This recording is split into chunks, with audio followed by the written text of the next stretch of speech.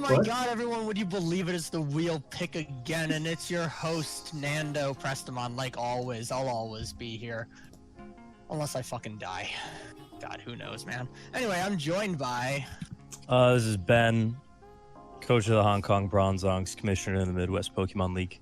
Hey, it's Pison, coach of the Portland Trailblazers, not commissioner of the Midwest Pokemon League, and we have a little guest with us. You want to introduce yourself, buddy? Alex, coach of the Wisconsin Weaviles. Yeah. Oh, ain't that cute? What a little buddy he is. Alrighty. Ben, let's get started. Yeah, so we had a interesting set of battles this week. So we'll get right into the week 2 wide lens. All right, Pison, cue the music.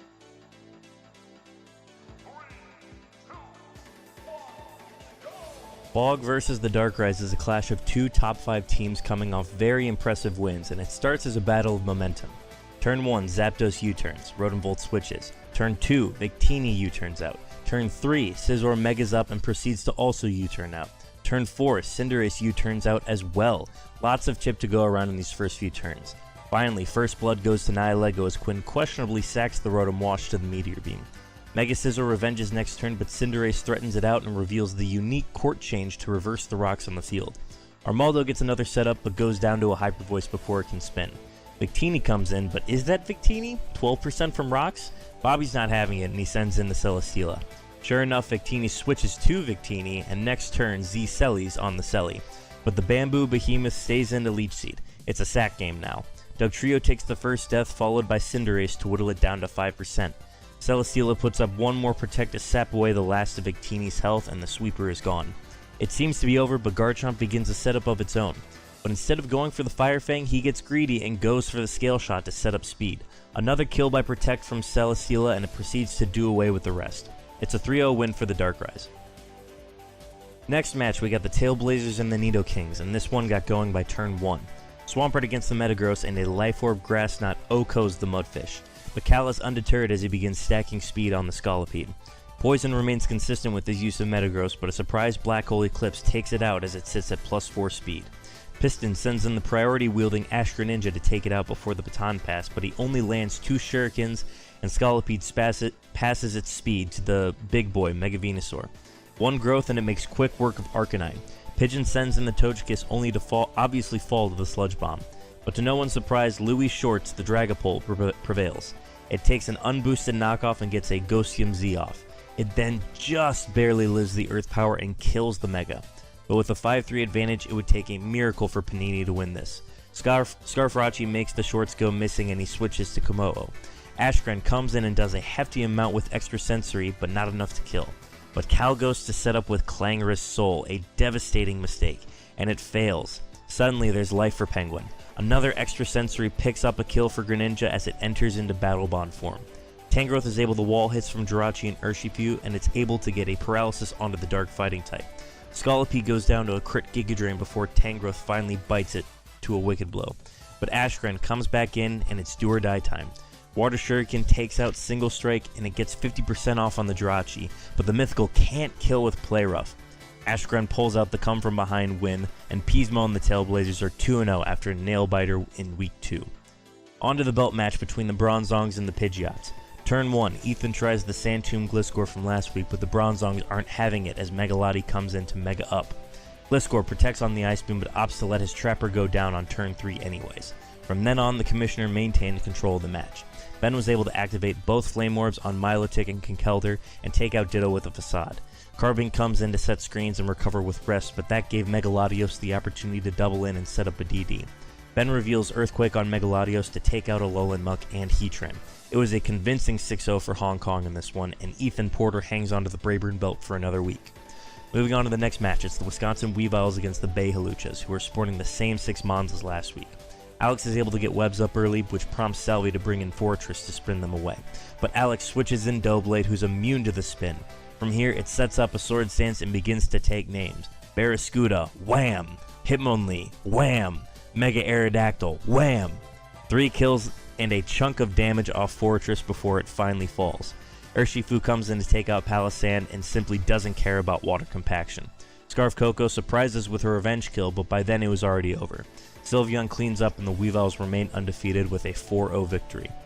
A tough start to the schedule for the Kevin Durants as they take on the LA Lake Spirits in Week 2. With a paralyzed Lando in the early game, he tries to double back in to lessen the blow from the Rillaboom, but a Wood Hammer crit makes it all for naught. Iron Defense Klefki causes some problems for the Zygarde, but Tickle sends in the Mega Gardevoir to force it out. Later in the match, with Lando gone, Dracozolt gets free reign for the rest of the match.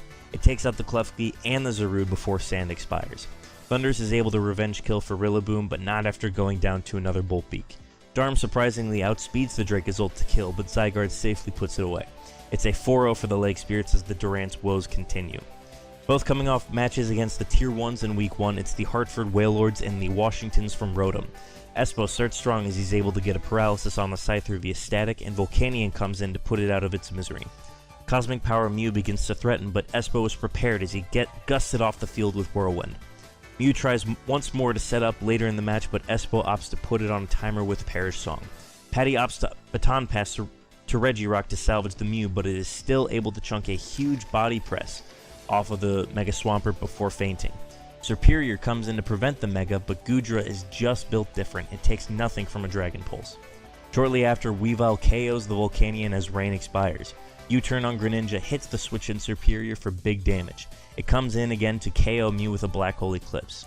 Espo is able to get Rain up one more time to put away Brucey's squad. The Toad takes care of the Serp, Swamp buries the Weavile, and Zapdos blows away the Infernape. A 3-0 win for Espo as Patty continues to search for his first win. In this match, the number 9 Mawwiles take on the number 10 Victinis, and this was Dracovish's game all the way through. By turn 2, Fish 2 HKOs Melmetal, putting Mike at an early disadvantage. Later, Garchomp switches in on Toxtricity and Mega Evolves and uses Scale Shot on the Buzzwole switching in, but a surprise Fire Blast scorches the Buzzwole as Swan is forced to go into Mimikyu. It OHKOs the Mandibuzz with its Z move, taking out another huge defensive mon for the Mawwiles. Mimikyu comes back later to revenge kill for Toxtricity by taking out the Mega Garchomp in exchange for its disguise. From there, Fish took care of the Serena, Lando I decimated the Hatterene, and Seismitoad Seisma stalled its way to victory. A 3-0 for the Victinis. And oh boy, this next match will make you cringe. It's the Las Vegas Lycanrocs against one Gothy boy, and it was all Gothitelle in this one.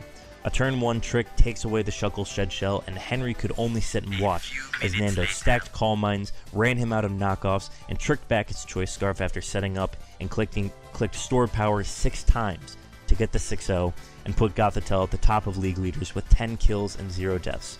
Without a doubt, it's a win for the Sharpedos. So far, it's tied 4-4 between the heroes and villains, and this was the match to decide it. The Chicken Passimians taking on the Golden State War Turtles. Jasper gets the Aurora Veil up early and switches to the banded Dust Noir to frisk the Zeraora and reveal its Expert Belt. It gets a massive Earthquake off on the floor just before it's forced to switch via red card, but fortunately it brings in the Mega Kangaskhan. However, it's not able to do much against the Grand Bull, so he switches out to Dust Noir to take the T-Wave. He misses the Poltergeist on the Skarm and doubles out and back in against the Grand Bull to reset the Intimidate. The move finally hits and procs the Grand Bull Citrus Berry, now making Poltergeist unusable. But I don't think Jasper realizes this as he opts to let the Noir go down as he sends in his Mega. It begins stacking power-up punches in an attempt to take out the Skarmory, but Skarms is able to withstand and body press to kill.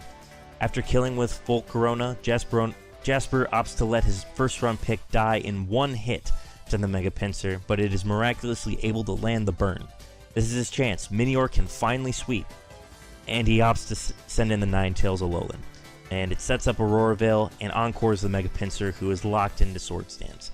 Now the Minior comes in and opts to use his Rockium Z at -1 attack with no Shell Smash boost and no Aurora Veil as it's about to expire. It finally Shell Smashes, but it's against the Manaphy and does a little over half and faints to the skull. Mega Pinsir returns on the Breloom, and Zeraora takes care of the Ninetales to lead the War Turtles to a very lackluster 2-0 win and a victory for the villains in Week 2. After the Week 2 results, the heroes lead by 2 wins, but the villains lead in differential by 4. And that is your Week 2 Wide Lens. Once again, thank you to Ben for doing that. You're welcome. I feel a bit outnumbered this week, being the sole villain here. You But know- at the same time, even with the 2 extra losses, I gotta say, there are some heroes that just aren't pulling their weight. And there are some that villains that hero- aren't pulling their weight. We can take it either way. Hey. Yeah. Look, it was supposed to be a fucking transition into how Bird is still number 18. Bird, you're trash.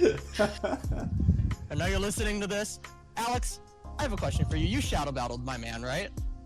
I did. Did you explain to him that if you have Shitshow, you should switch out with it? I don't think I did explain that, and I didn't even. Well, you see, there's your mistake. So, Bird, let me tell you a little thing. If you have a Shitshow on a Pokemon, and your opponent Pokemon can come in and trap you, you should switch out with your Shitshow mon. It's almost like it's the purpose of the whole item. I really have nothing more to say. I will say that, like, the rest of the team that he brought, I don't think was any good at all, because it was literally the bottom half of his picks, and they all sucked.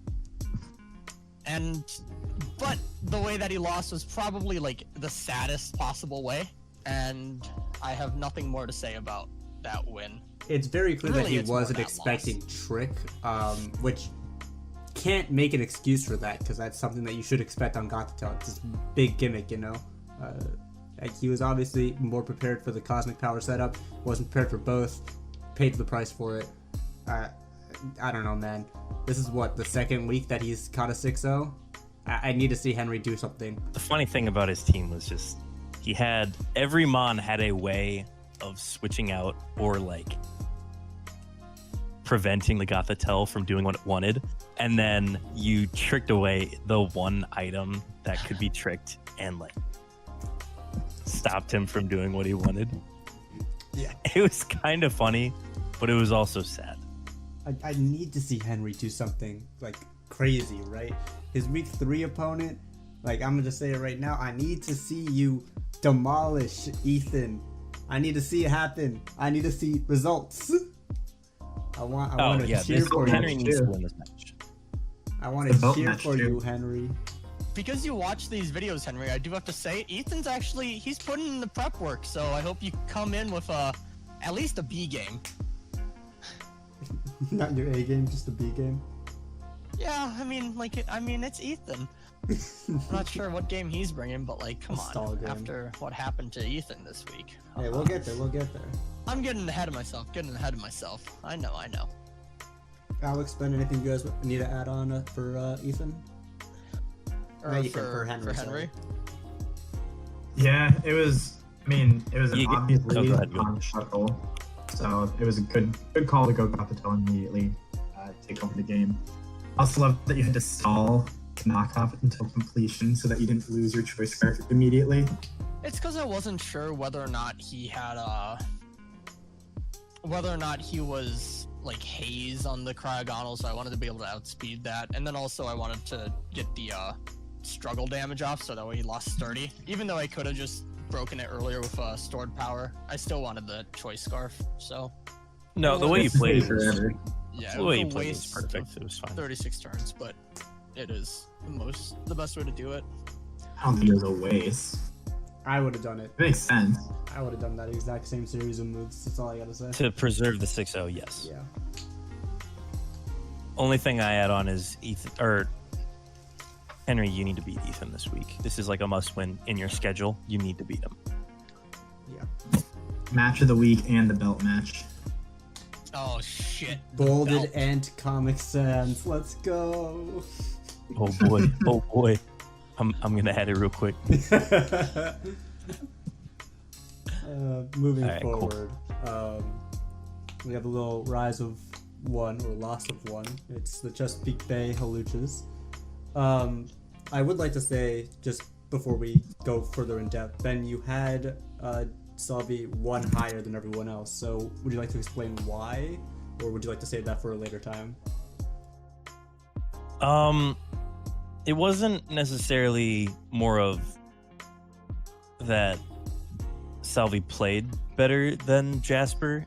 It's more of Jasper just played abysmal compared to Salvi this week. So that's why I kept Jasper at 17. Right. Fair. I get didn't there. think it made sense to move him up for a loss that bad. I would say at least team building wise, like Jasper had a bit more going for him than Salvi, because there was like a point in the game where Jasper could have won, but like I think Selby was pretty locked out of the game from the very beginning. I'm like very curious as to what the last move on the Fortress was and why it wasn't Volt Switch. But He brought I don't Protect know. again. I hate that. You have Yeah, no I don't idea how like much I hate that. It's like, what are you gonna do? Protect against the fucking Urshifu and just die anyway? I think it would really benefit from having like Volt Switch on it to gain some sort of momentum for that team, especially with all the fast mons on that team. Exactly. I think it'd be functioning way better as a Volt Turner. Yeah, it would. That is the point of that mon. I do find it funny that last week I was like, oh yeah, I really like the Palisand bring for Ben, and then he brought Palisand again. I don't know if he watched that and that's what he took out of it, but that wasn't what I meant at all. Yeah. I mean, like, I get it. It doesn't have a secondary ability, but like Water Compaction, it's like, yes, Urshifu's signature move is a 3-hit. Water Compaction doesn't save you from crits, baby. No, it don't. Also, Yeah, I hope No, it it wasn't doesn't. the case that he was like, that was his mindset was, oh, Water Compaction's I me, hope so, right? too. It's not. yeah, it's just rough. I don't know. It was interesting to me too because it didn't really seem like he had that much of an answer for Aegis or for Doublade. There wasn't really anything on his team that did well against it, besides maybe the Palisand. Yeah, I also think that knowing that your team has webs and a ghost type, you should have just brought Defog instead of Rapid Spin. Like, I don't know. Does Coco get Defog? Was that a thing that Coco does occurred get at does. this point? defog. Did not use it. It does get. There you go. Like, something like that. Just Aerodactyl anything- also gets defog. Yeah, that's something It's not I'm great. writing about in my rankings. So I will Ooh. say something that I'm just like curious about. Like, if the Aerodactyl, I don't know on what it could have, but if it did click DD at some point, like after he somehow got rid of the Aegislash, should you have like a backup answer for that? for DD, Yeah, for DD Aerodactyl. I think Silvally was the idea to bring it in parting shot. Okay. Yeah, because it was grass. It was grass Silvally. No. Oh wait, yeah, it was grass Silvally. Never mind. I don't remember what I had something. I think. Yeah. So that's the thing. I'm curious as to what, because like yeah, the Doublade always will stop it unless it gets like whittled, but I mean, what does it almost set forced to up be whittled. DD on? Maybe the Yeah, I Silvally suppose grass. that's a good question. Yeah. Yeah, Other than the that, Savali or the Sylveon, but I mean, no. even the Sylveon, I'm pretty sure, like, just does over half and then takes the incoming hit, right? Because Aerodactyl's not hitting that hard with its rock move because it's not tough class boosted.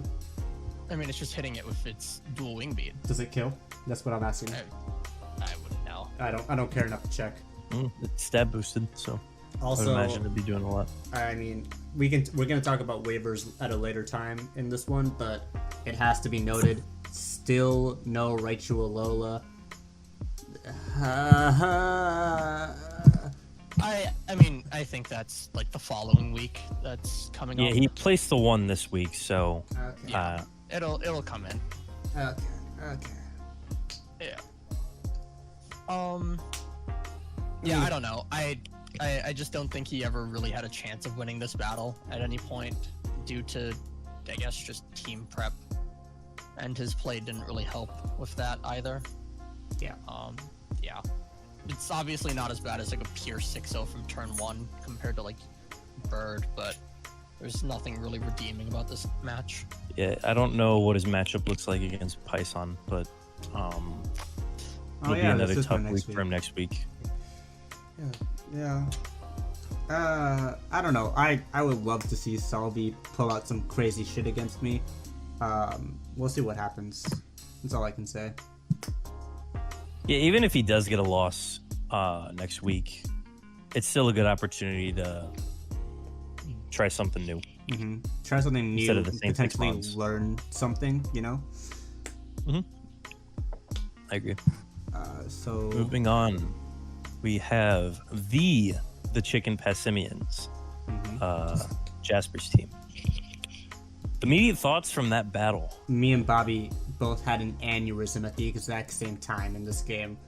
It is Volcarona dies, and he goes into Ninetales Alola to set up Aurora Veil instead of going into Minior and winning the game. Yeah, I was reviewing the match for the rundown, and you just needed to send in the Minior there. The game was was absolutely over. perfect. The game was over, and he didn't end it.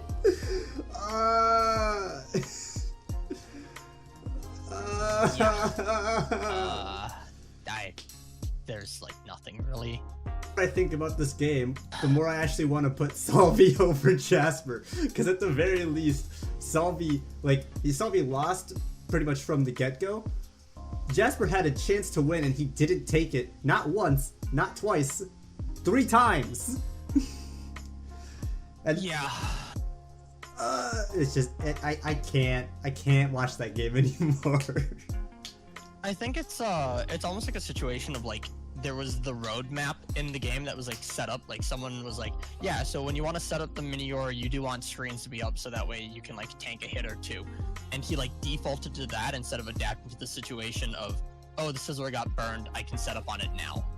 Because that's kind of like a screens effect if you want to think about it like that. And Right, it if just seems like a lack of adaptability in terms of like the battle itself. But in that case, I also think that the prep was there for him to make that for that idea to exist in the first place, right? Right. He was lacking one of the 3 pillars, which was awareness. The awareness that regardless of whether or not there's an Aurora Veil up, this is the right time to bring in the Minior to shell smash and win the game.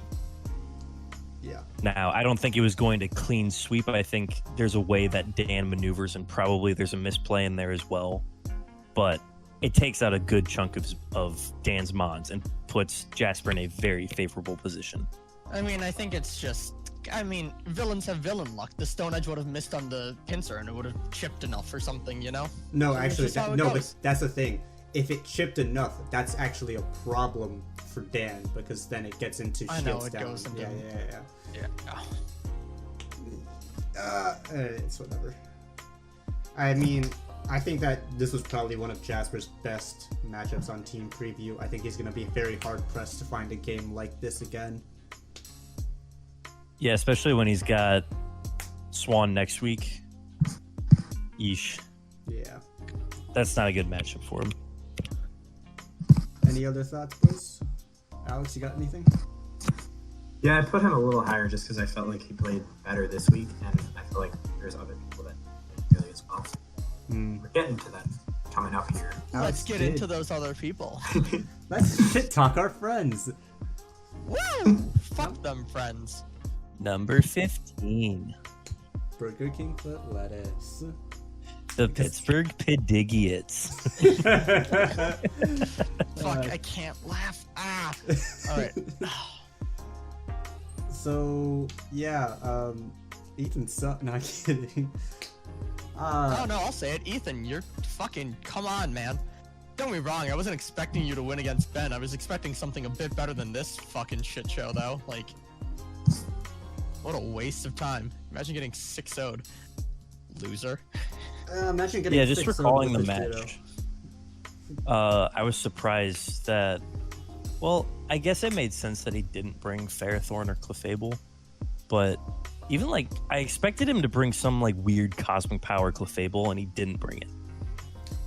Yeah, I can understand why he didn't want to bring Clefable. I still think, you know, for the sake of somewhat answering Conkeldurr and Latios, not even like a good one, but it was more worthwhile to bring that than Carbink. Yeah, I wasn't impressed with Carbink, especially when Excadrill's gotten a favorable matchup against it. Yeah. I didn't like that choice. I mean, I think we can also say the decision to sack Ditto so early on, when Ditto's your only thing to stop sweeps, kind of not the smartest play. Yeah, that shouldn't like have gone Blizzard down die really early. wrong. He let Gliscor die early, but he let Ditto die like immediately afterwards. Yeah, it was bad. Yeah. Losing those two is very detrimental. Yeah. Even just getting rid of the Gliscor early, that just gave free reign to Jolteon if I ever wanted it to. And I didn't have to bring it in ever in the match. You also didn't bring in Nido King either. There were 3 mons I didn't bring in that match. Why the fuck you lying? 2 months. 2 months. Yeah, you brought 4. 4, sorry. Yeah. Yeah, I don't know. Wait, I'm looking at this now. That Carbink was rest talk screens. Are you fucking with me? Yes. Are you fucking with me? But Ethan lower. Ethan, you're dropping down to 18th. Fuck you.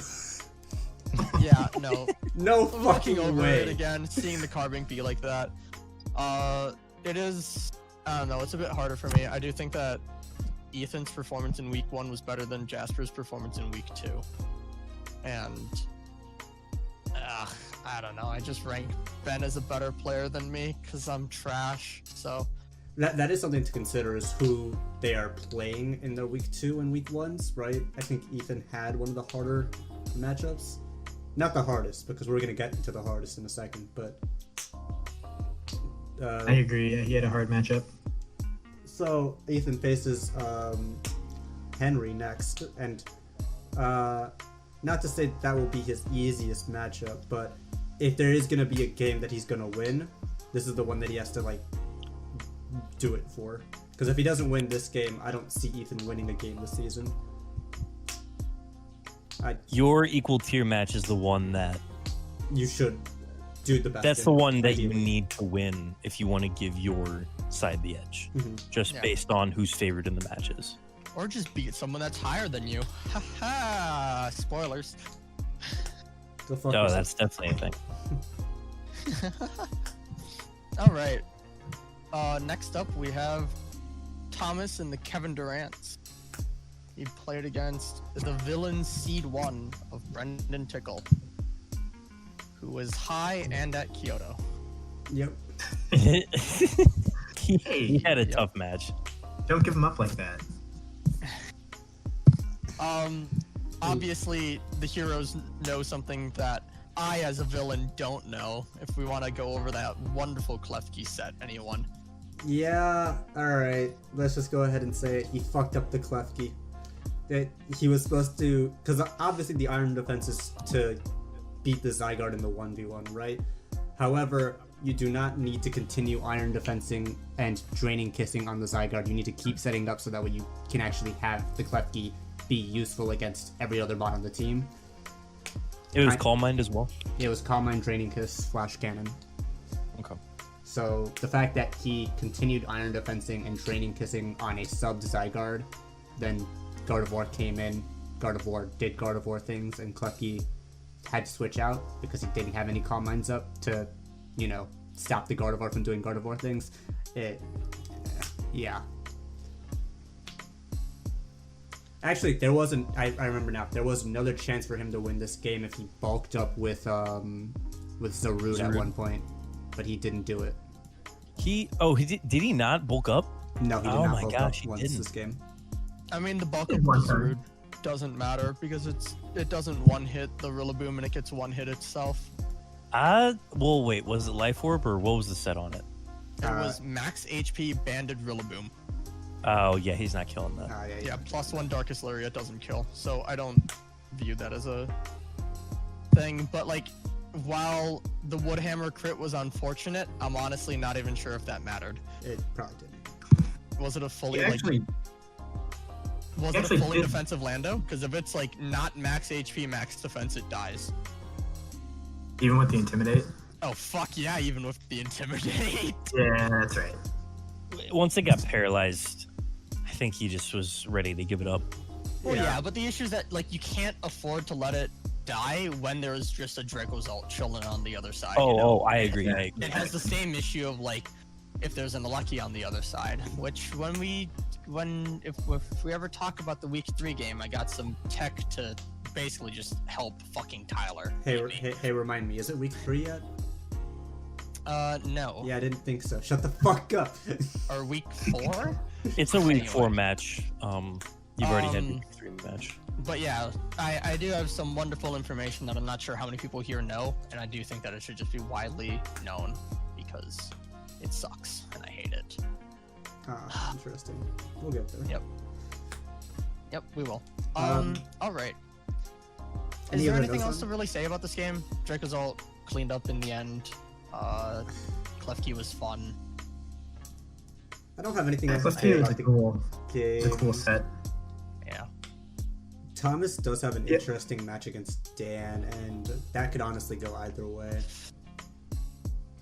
Yeah, I really like the Diancie that week. Yeah. We'll see what happens. I'm very curious to see what happens in the future for Thomas, because the Klefki is obviously innovative to the point where he hasn't given up trying, right? So I want to see what Yeah. else he's doing. All right, that's fair. That's fair. I know he wants to win too. He keeps saying it. All right. Next up, honestly, this might have been like the most soul-crushing loss. Like I felt this as a villain, you know, because like there's just nothing there.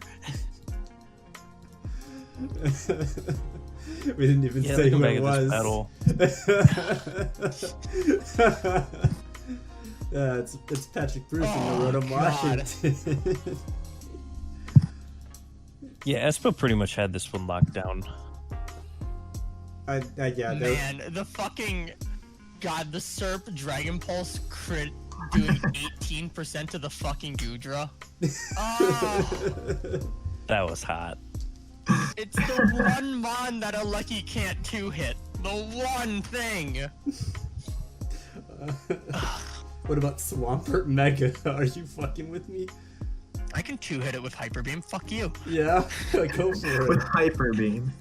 I can two-hit it with Explosion. Come on. What do you take me for? Yeah, I'll fucking do it. You'll see. Yeah, but Yeah, I don't know. There was just like this game was just sad. I liked the Mew, but just I don't see why you would run Cosmic Power on it. Is my only issue. Because if you're gonna try to The gimmick. baton, yeah, I The understand. gimmick is yes, just for the Regirock.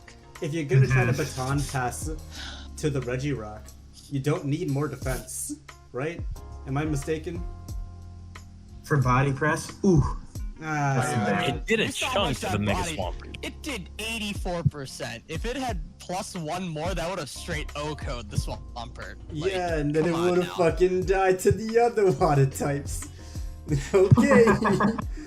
I don't like the Regirock Bring. I like the Infernape Bring, but it's physical Infernape and not Grass Knot, so I don't like the Infernape Bring.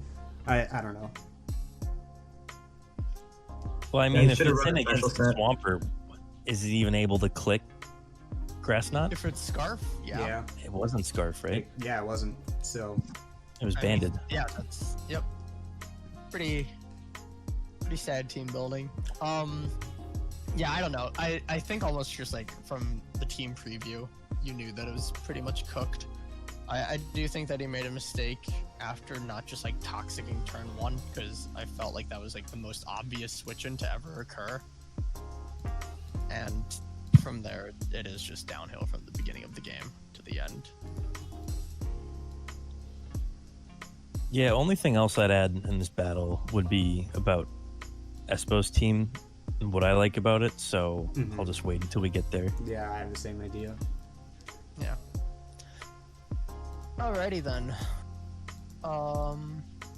Moving into number 12, we have finally a villain win, the Golden State War Turtles. Go ahead and talk up your teammate. Yeah, he won. Woo! Right? Come on. Woo! Haha, haha. Woo! Yeah, he got a T-wave off of the Grand Bull. Woo! Okay. It shouldn't have been able to do that because it should have died to the poltergeist. But No, I do have something that I want to say. There's a reason that, normally in a week 2 powering, you would justify, but based on what happened in week 2, there's a reason that we didn't do that for Dan, because this match he shouldn't have won. There were so many instances where he shouldn't have won, and the only reason Yeah, he didn't is because Jasper didn't take the opportunity. having the situation where you get a win, but then you still go down in the rankings is always a bit rough. We'll get to you, Pison. Hey! That shit was not my fault. I have a quick question. Yeah. When Dan kept Granville in on the Dusknoir and 2 poltergeists were used. What was that? He could have just EQ'd. Yeah. I think he was expecting the Dustnora to switch, but Jasper didn't switch out just because I don't think he registered that why Poltergeist fit. So he was expecting him to switch out, and it's like, okay, that's a free T-Wave on whatever comes in. But then he didn't switch out. Well, I'm also saying, why didn't Jasper just Earthquake when the poltergeist didn't work the first time? He was another chance. He was banded. That's why. Oh, okay, that makes sense. I didn't know that. did not know Yeah. that he was banded. Interesting. It explains the damage because Dust Noir typically doesn't hit that hard. Yeah, it does explain the damage. All right, that makes more sense. Yeah, I can see why Dan would expect to switch. I understand what Dan did.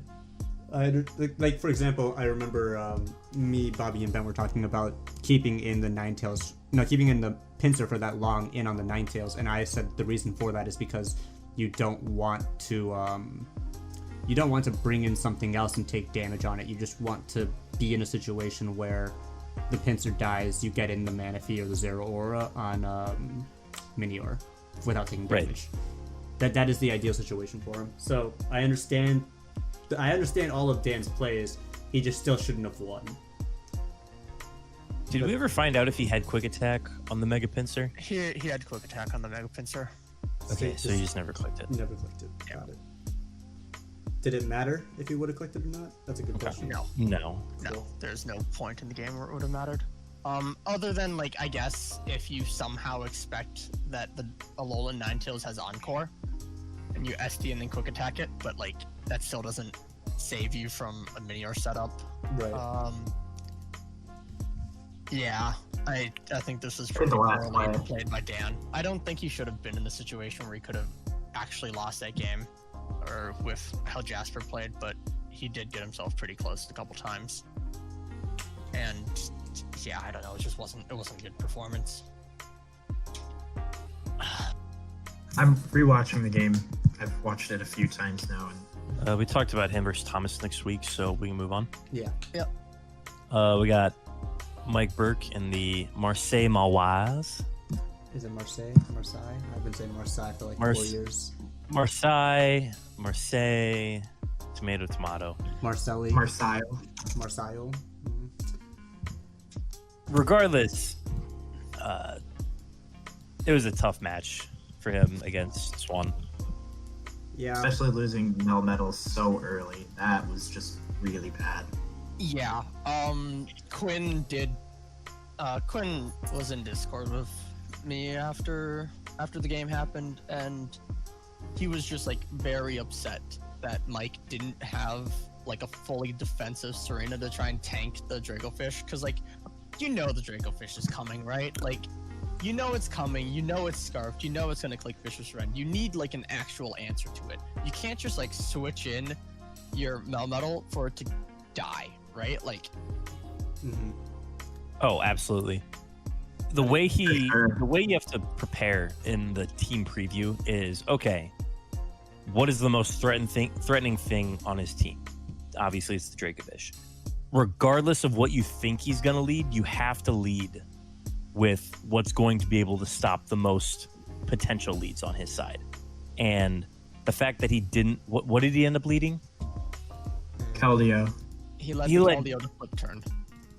And that's not good enough against the Dracovish, right? Also, it's just not a good lead in general, because what if he led Seismitoad? Then it's just free rocks, right? Or if he led Lando, like, he eats the... Or if it's Scarf Lando, it kills the Psychic. If he just specs Lando, it eats the flip turn. Like, I don't understand the Keldeo lead. I legitimately think the only thing that he could lead would have been the Garchomp. Like, lead Garchomp, just Draco the shit out of it. Yeah. He was Scarf Keldeo, by the way. He was Scarf Keldeo? Okay, interesting. Well, yeah, Pretty sure we know that it was Scarf. Scarf Keldeo, because it flip turned on the fucking Dracofish. We know that the Dracofish is scarfed.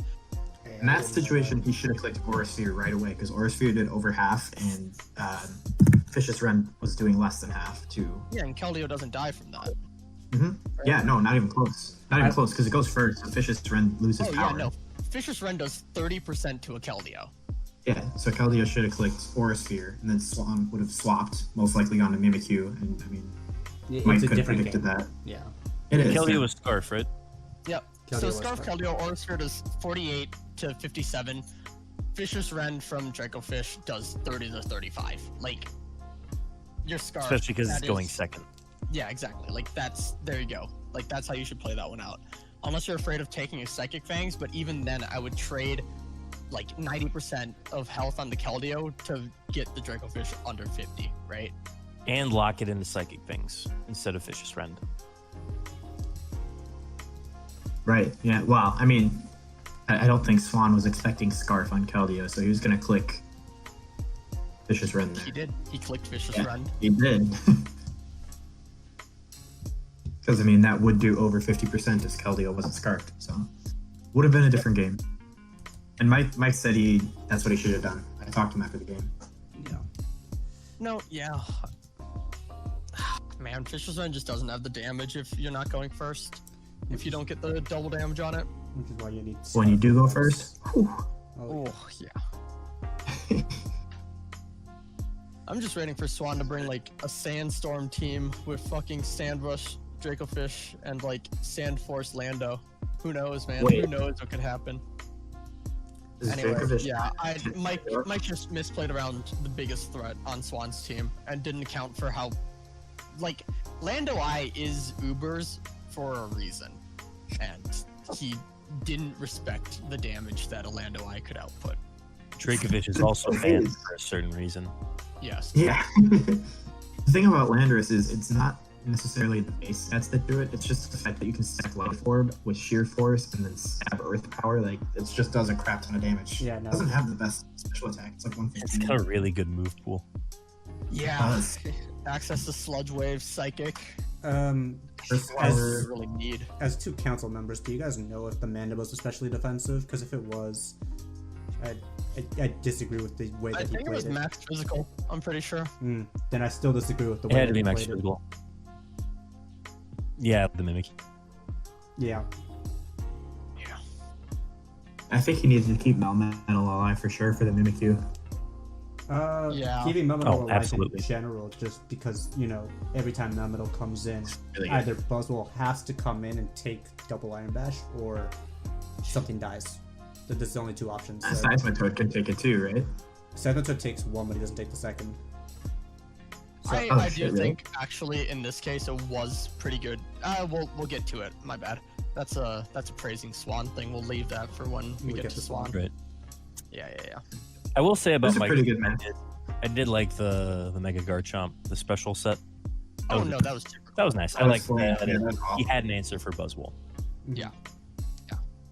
In a very unexpected way too. Yeah. Yeah, that was Alright. awesome. Speaking of unexpected going up- things and crushing villain losses, Yeah.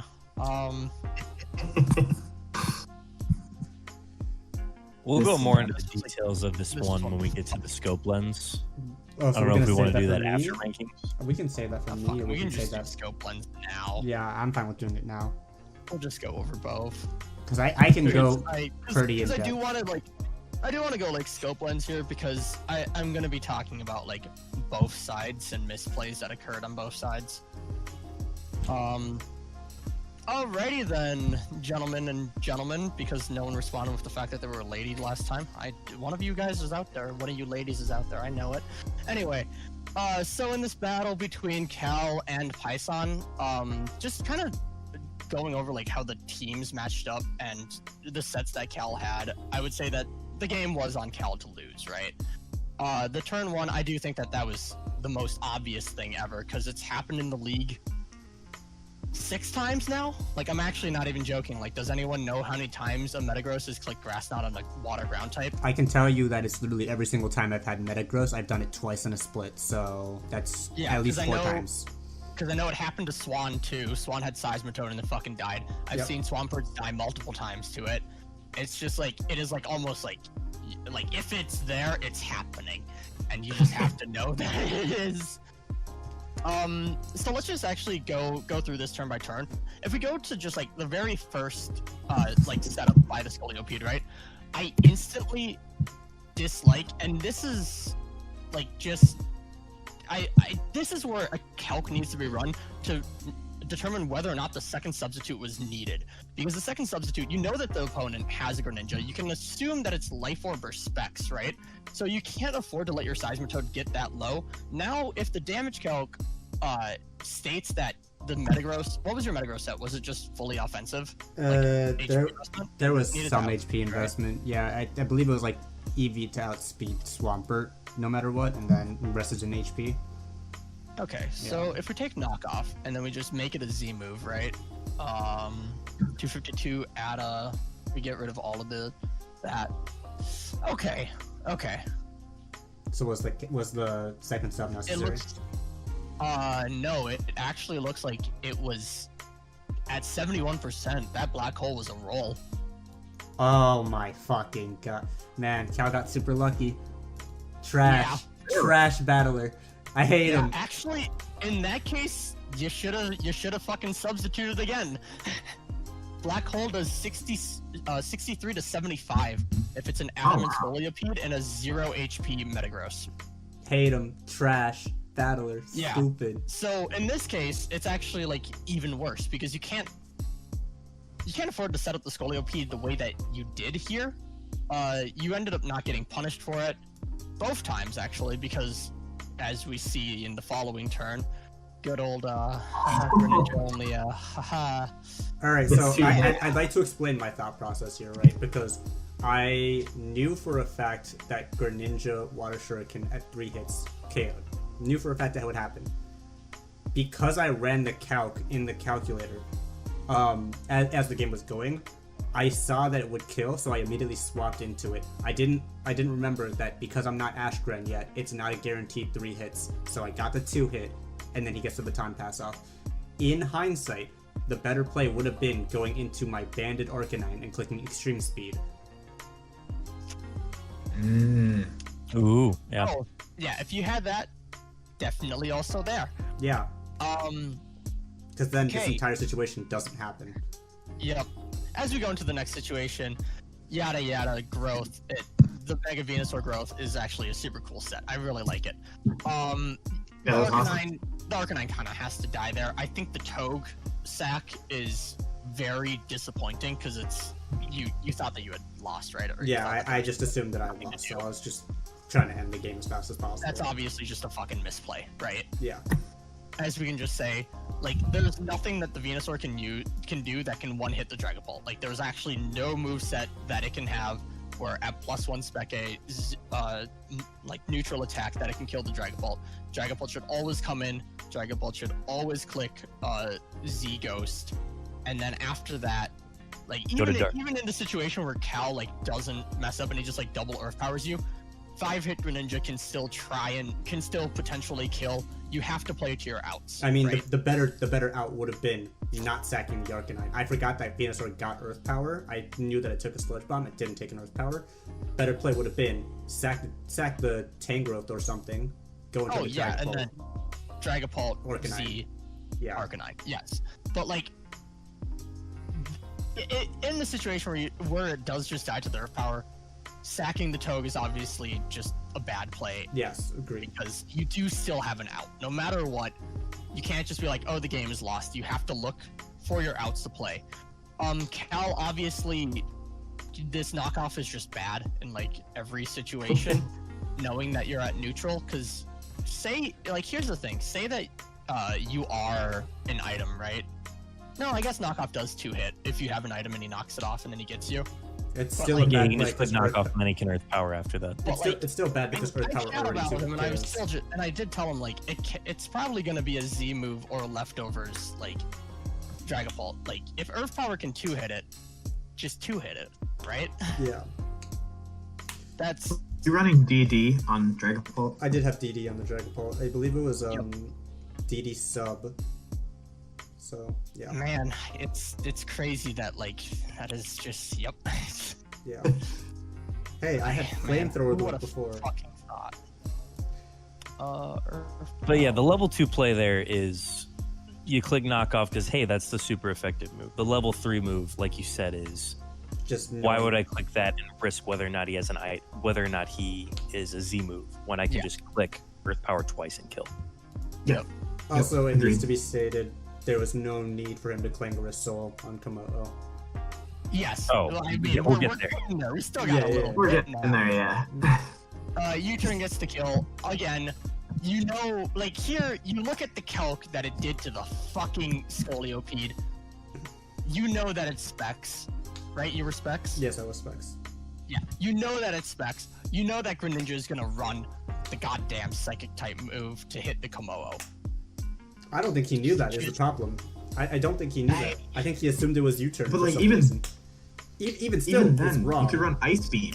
Yeah, Even then, yeah. Ice yeah, Beam. agreed. I honestly should have been running Ice Beam. I think I had extra sensory because it also hit Venusaur, but yeah. Well, yes, Yeah, exactly. yeah. You have a Venusaur in the Komodo, like you have to expect extra sensory. I think at that point he was tilted, but like you just click your clanging scales and just blow the Greninja away, and then you win from there.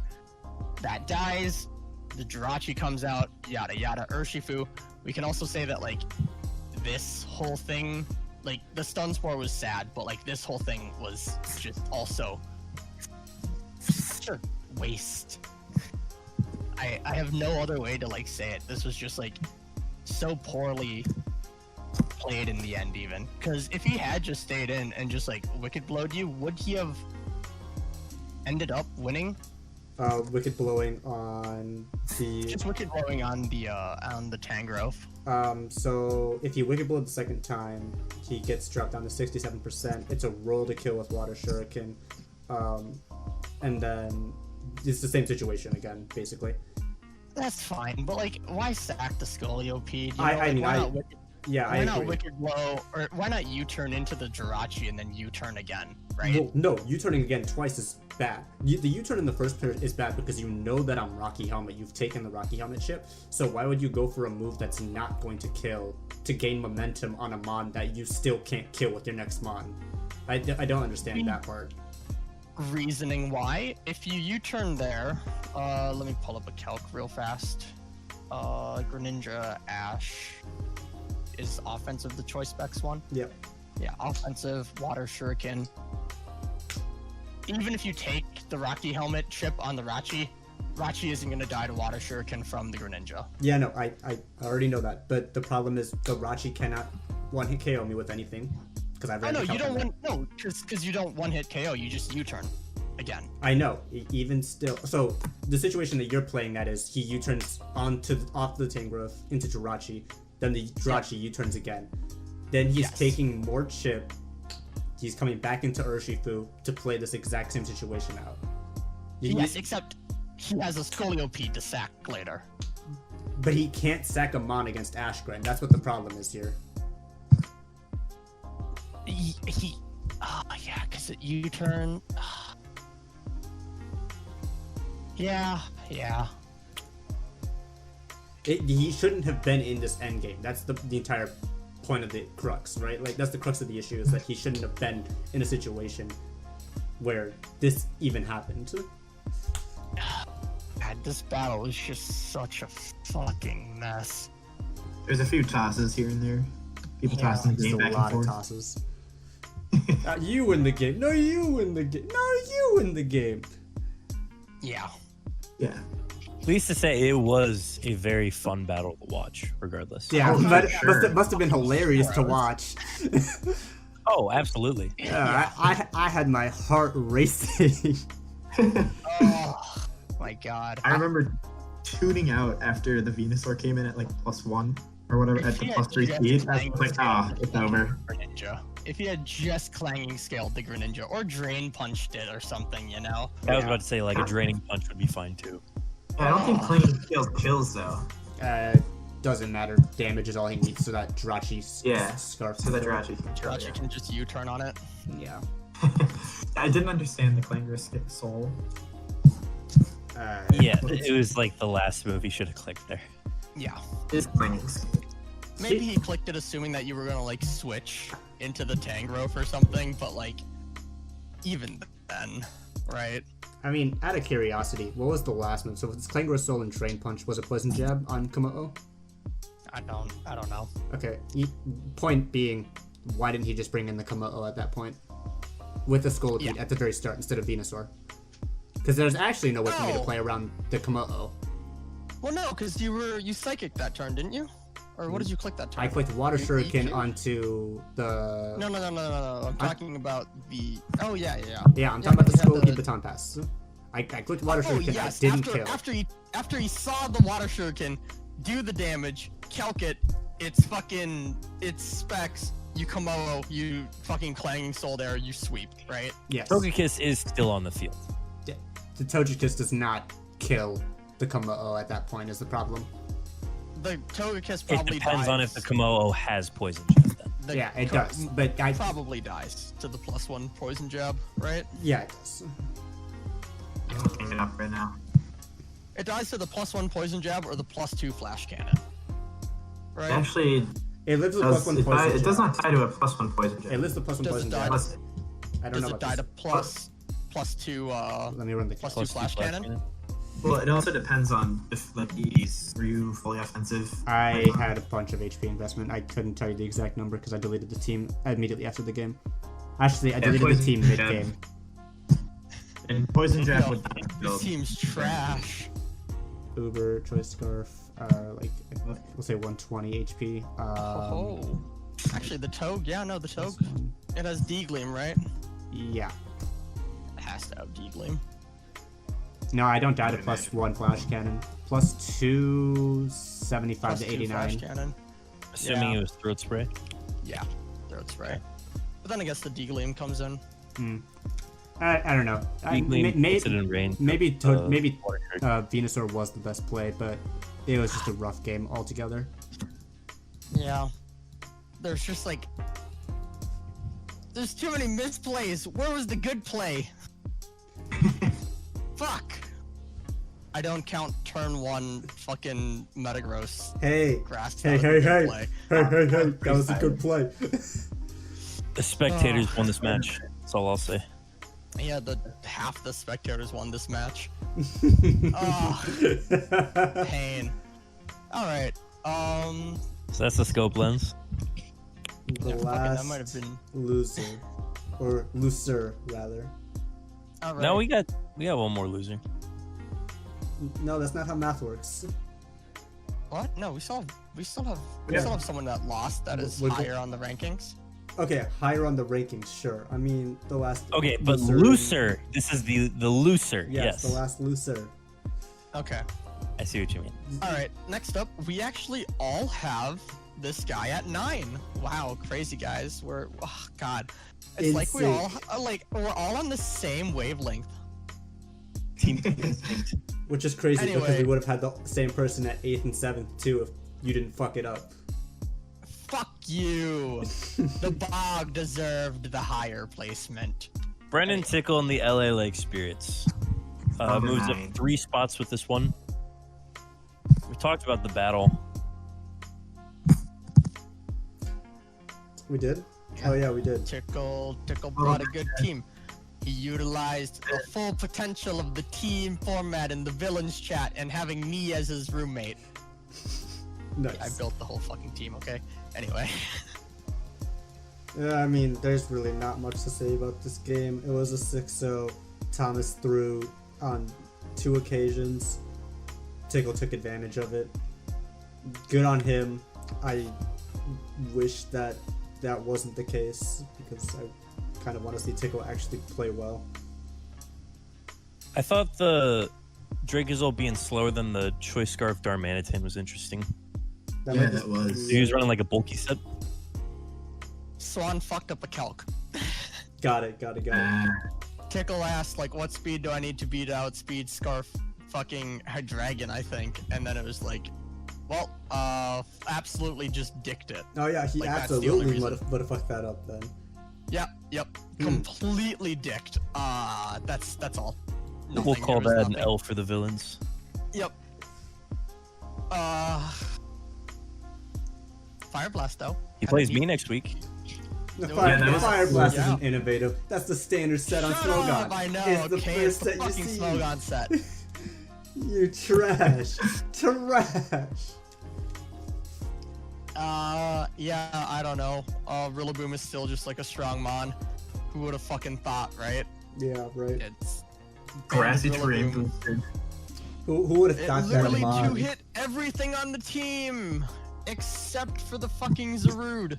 Literally everything gets two-hit by Grassy Glide. What? And it one hit. Oh, It one hits. Grassland? It one hits Zarude because of U-turn. So that's great. Yep.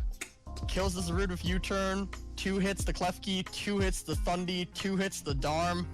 I ran the calcs. It's literally like, it does like 56 minimum to a Darmanitan and like 52 minimum to a Thundy. It can two-hit a Klefki With Yeah. superpower, not with Sounds Woodhammer. about right.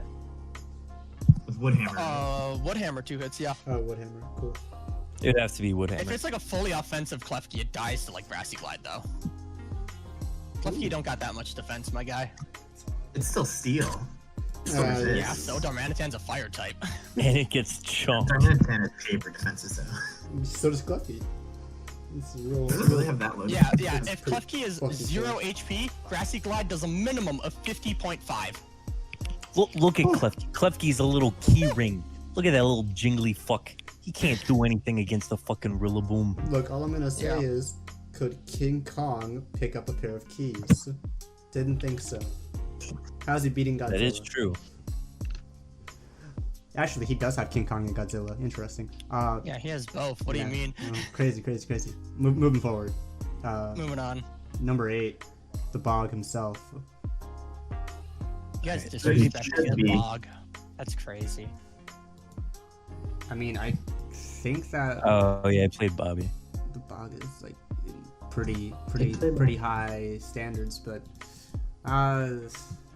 it's rough because like obviously this is one of the hardest matches, right? It's probably one of the better played matches, even though Quinn threw near the end by not clicking Fire Fang. You guys are like 100% overestimating how much Fire Fang does. I We understand. looked at the calc. It was a bold. I understand it's not doing as much as I think it is. Even still, the situation becomes he Fire Fangs with Garchomp. Garchomp goes down. Then he brings in Zoroark and clicks Flamethrower. And then he's playing a game of either Altaria comes in or Celesteela dies and is a 2v2. And Mega Scizor did have a very favorable matchup in the end. Against those two, yes. If Celesteela is still alive. That's I mean, true, it yeah. dies. Well, no, it dies to the Zapdos in one hit every time. It was a max Spadef set, wasn't it?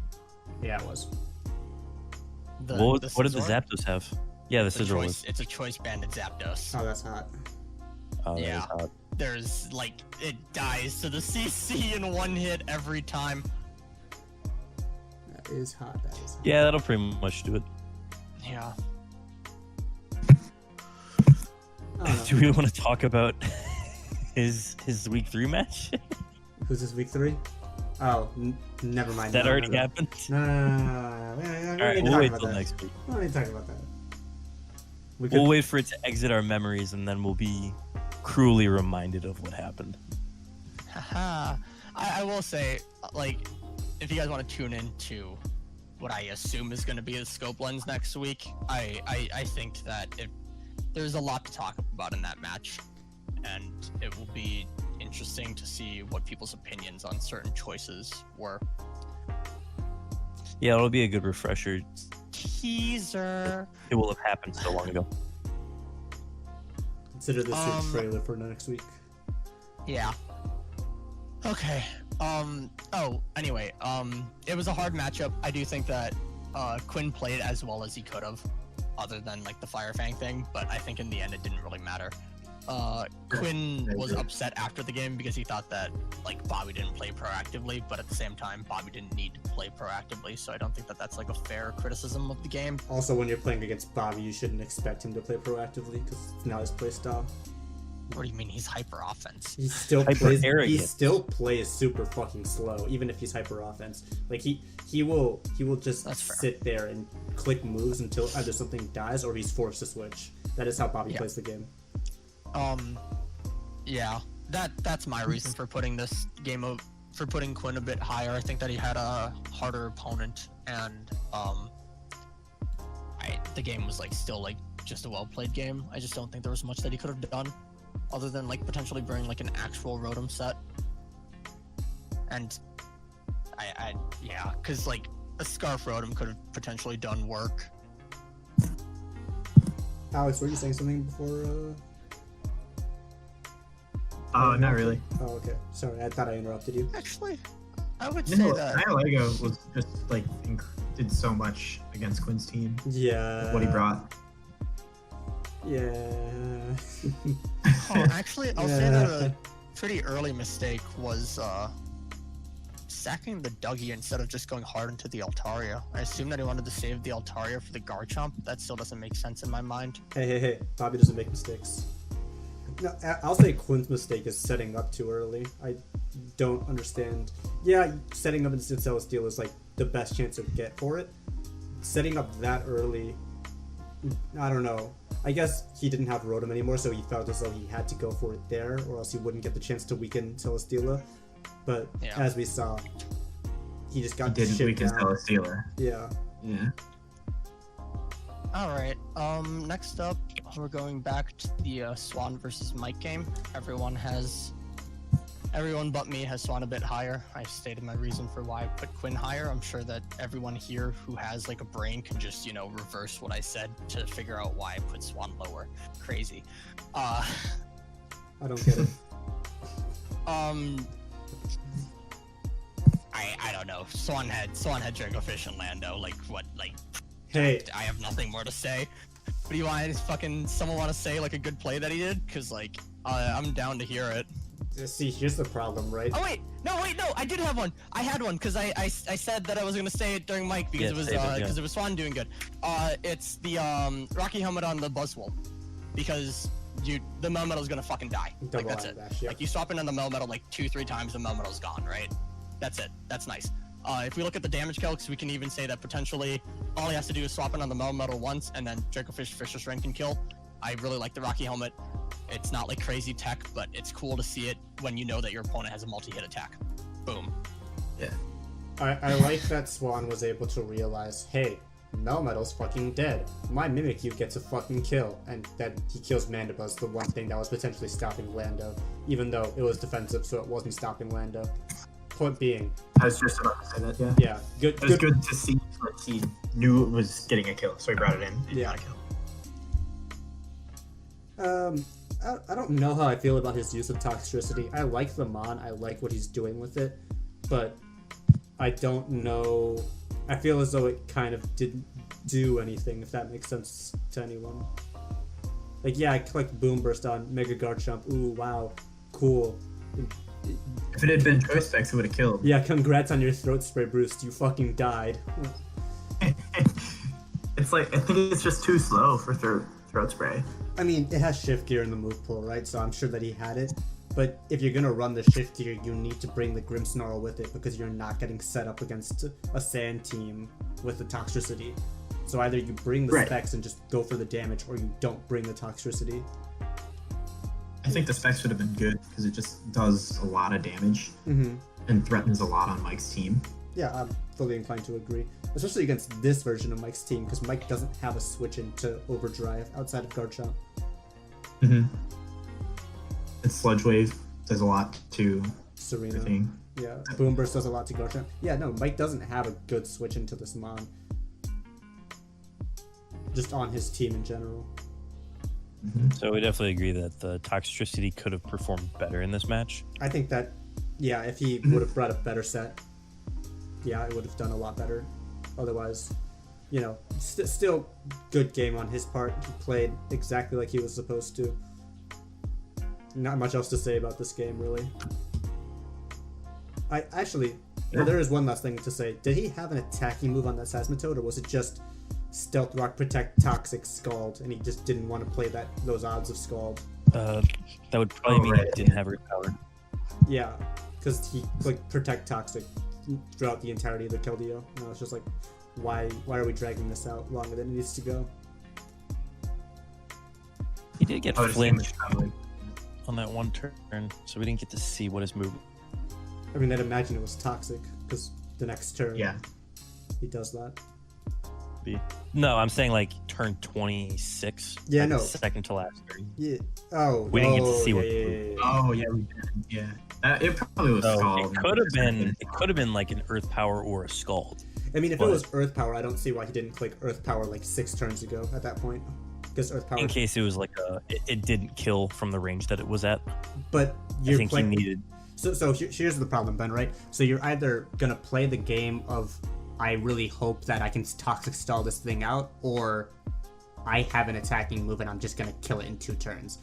He played the game of I'm gonna toxic stall it out, which makes me think he couldn't kill it in 2 turns. So either his attacking move is scald and he can't kill it, period, or he doesn't have an attacking move. Yeah, probably. Yeah. But yeah, Not much else nothing. to say about it. Yeah, nothing else to say. Moving on. The incredibly handsome Pison second, Portland Tablet, number 6. Look, I played that Congrats, game he's perfectly. number 6. All right, I Alex, played that game. you're number 5. No. I played that game perfectly. Give me that. Way to go, ping pong. Cool. Alright. All right, Alex at 5. I just want to say, yeah, Arcanine. I'm gonna reiterate the statement. Arcanine was the better play. If I got the Water Shuriken and turned into Ash form, I don't think there's a way I lose that game if he's running physically like offensive Venusaur and doesn't have Baton Pass to get into it. There shouldn't be a way for me to lose it.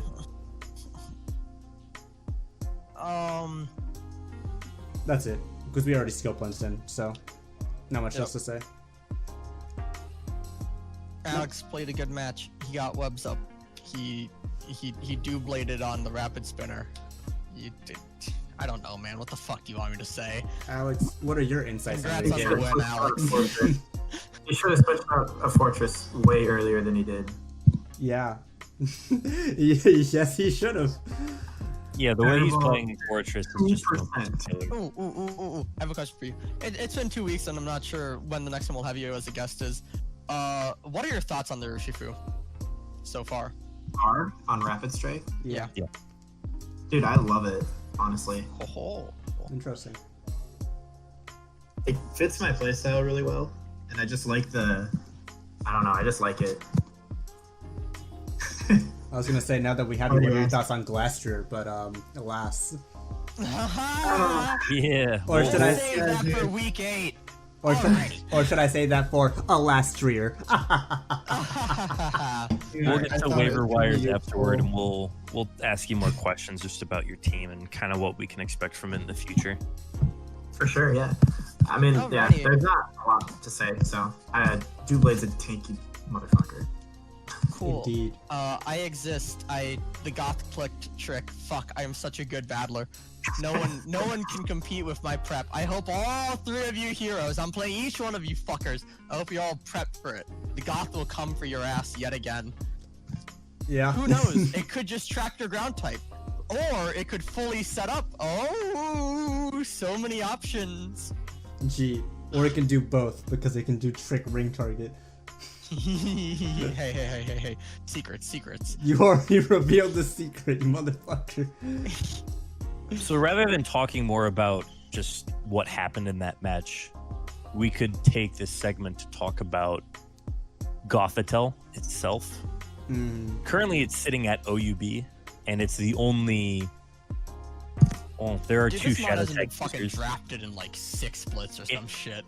It's true. It hasn't been drafted in a while, and it's Last time someone already got drafted 10 it- kills in the first 2 weeks. Yeah, last time someone drafted it, it might have only been used like once. And fuck, I'm not even sure who. It might have been me. It was whoever it was. They didn't use it that much, but before it was Tickle using it really well. Now, I So have... in the right hands, it's very good. Do we think? Tickle used it because someone else snatched someone else snatched Dougie from him. Right. Oh, Do so it we wasn't think like a- that Gothitelle is OUB, or should it be higher? Is it worth the OUA? I mean, the entire reason that I think Gothitelle's become so frightening now is because, 1, Cosmic Power. That's a very massive buff for Right. a mon that sets up in front of something and they can't switch out. And then 2, I don't know if it had stored power going into this season. I think it just got stored power.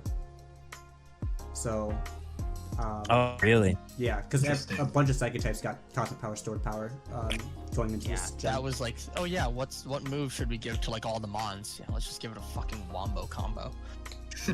There were a lot of pawns that did get stored power. So, yeah, that's But- real big. But to reiterate the question, do we think it should be a tier higher? Or do we think it's still fine at OUB? It's I'll let clearly you not guys go first. fine at OUB anymore. I mean, have you seen it? Like, ooh. I'm on that. It's true. It did. Sorry, I'm on that. Like, if you don't have a dark tech, you insta lose the game. I don't know. Right. I think it Dark enters the Tech same forehead. category as Regieleki, Spectrier, even Regidrago in mons that if you don't have the type that's immune to it or is able to resist it well, it will cause problems for your team. Hey, wait a second. He just named 3 BLs. That means this month's BL. Boom! Got him. Fuck the council. Well, what has Spectrier done so far? Nothing. Okay, that's because Patty sucks. Whoa! Whoa! Dude, I'll Continue. fucking say it. I don't give a shit. Continue. I think personally, Gothitelle is very good now because it just warrants so much prep on the other team because they have to be able to deal with it. You have to either be able to switch out or shut it down, and that it is such a huge presence that it might be worth the OUA pick because it just forces your opponent to prep for every possible set it can run. Yeah, it can take away move slots on teams, and you don't even need to bring it just for Exactly. it to cause that many problems. So my thing is that while yes, the cosmic power stored power that I get in Gen 8 is obviously strong with stored power helping it actually kill stuff because even if it calm mines 6 times, it doesn't kill anything with fucking psychic. It's very impressive to look at those calcs. Gothitelle fucking sucks. So stored power is like the biggest boon that it got. In my mind, Gothitelle is much more on. It feels like it's much more on me to play well with it than it is on my opponent to play shittily. While in the 2 instances where it has set up and done everything super well, it was because the opponent just played poorly into it. I feel like it's kind of like a mon like Celesteela to a degree, not as easy to use as Celesteela, but it's like I have to be the one to figure out how to utilize it in a game, you know?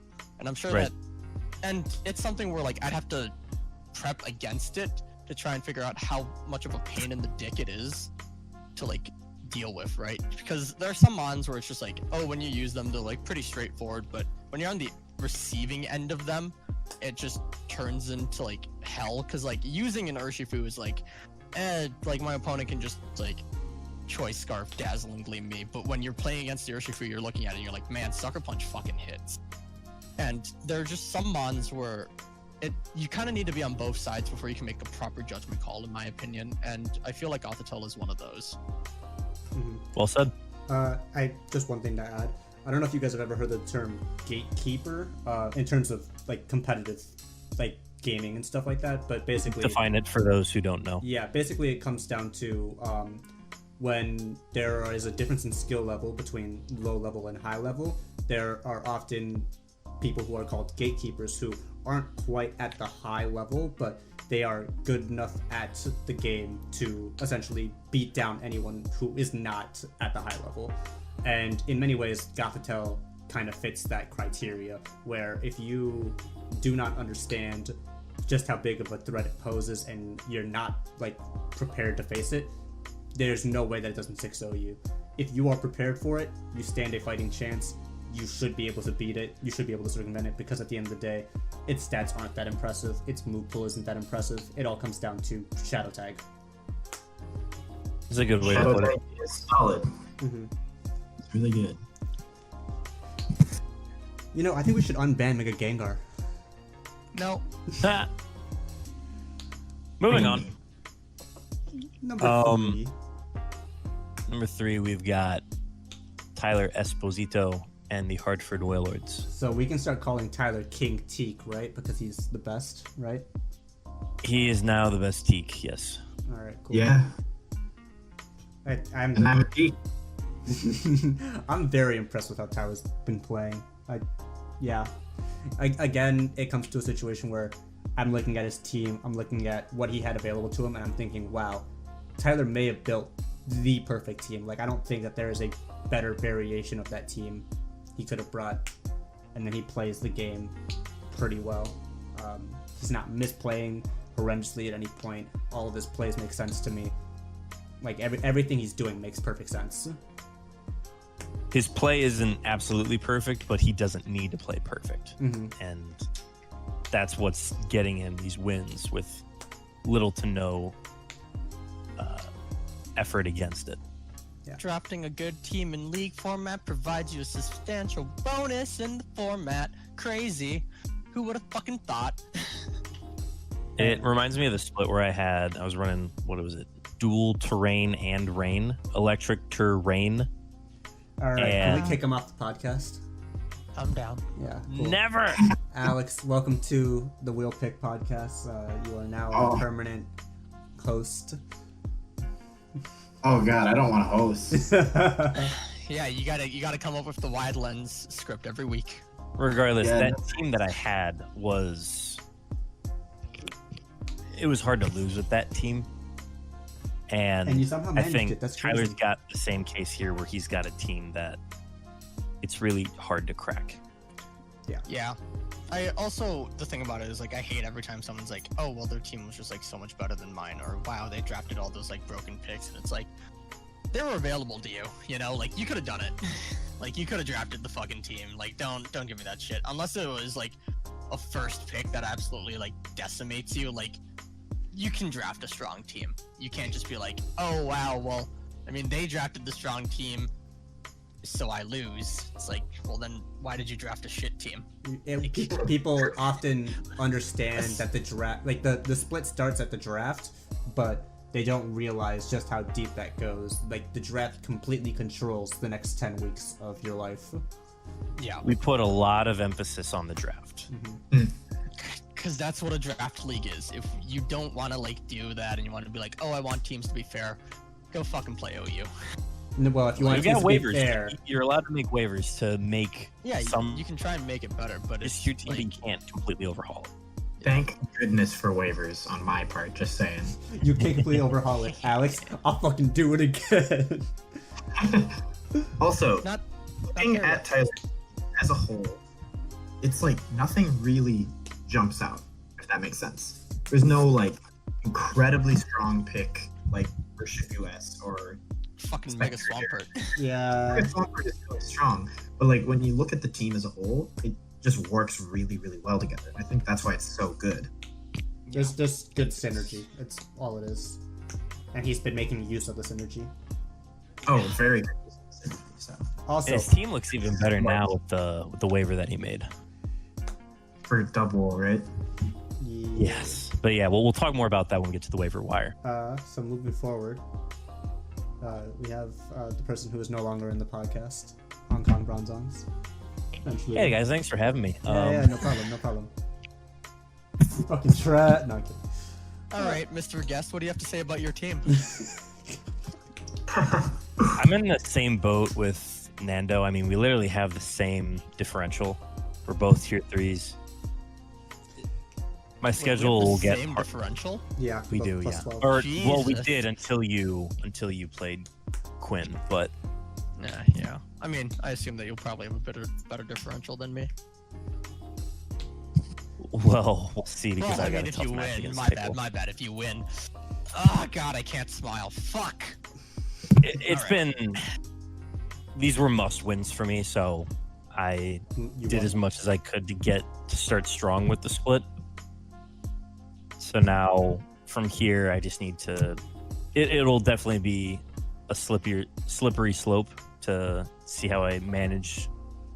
What I've got: Tickle, Patty, That's a tough Patty. matchup coming up.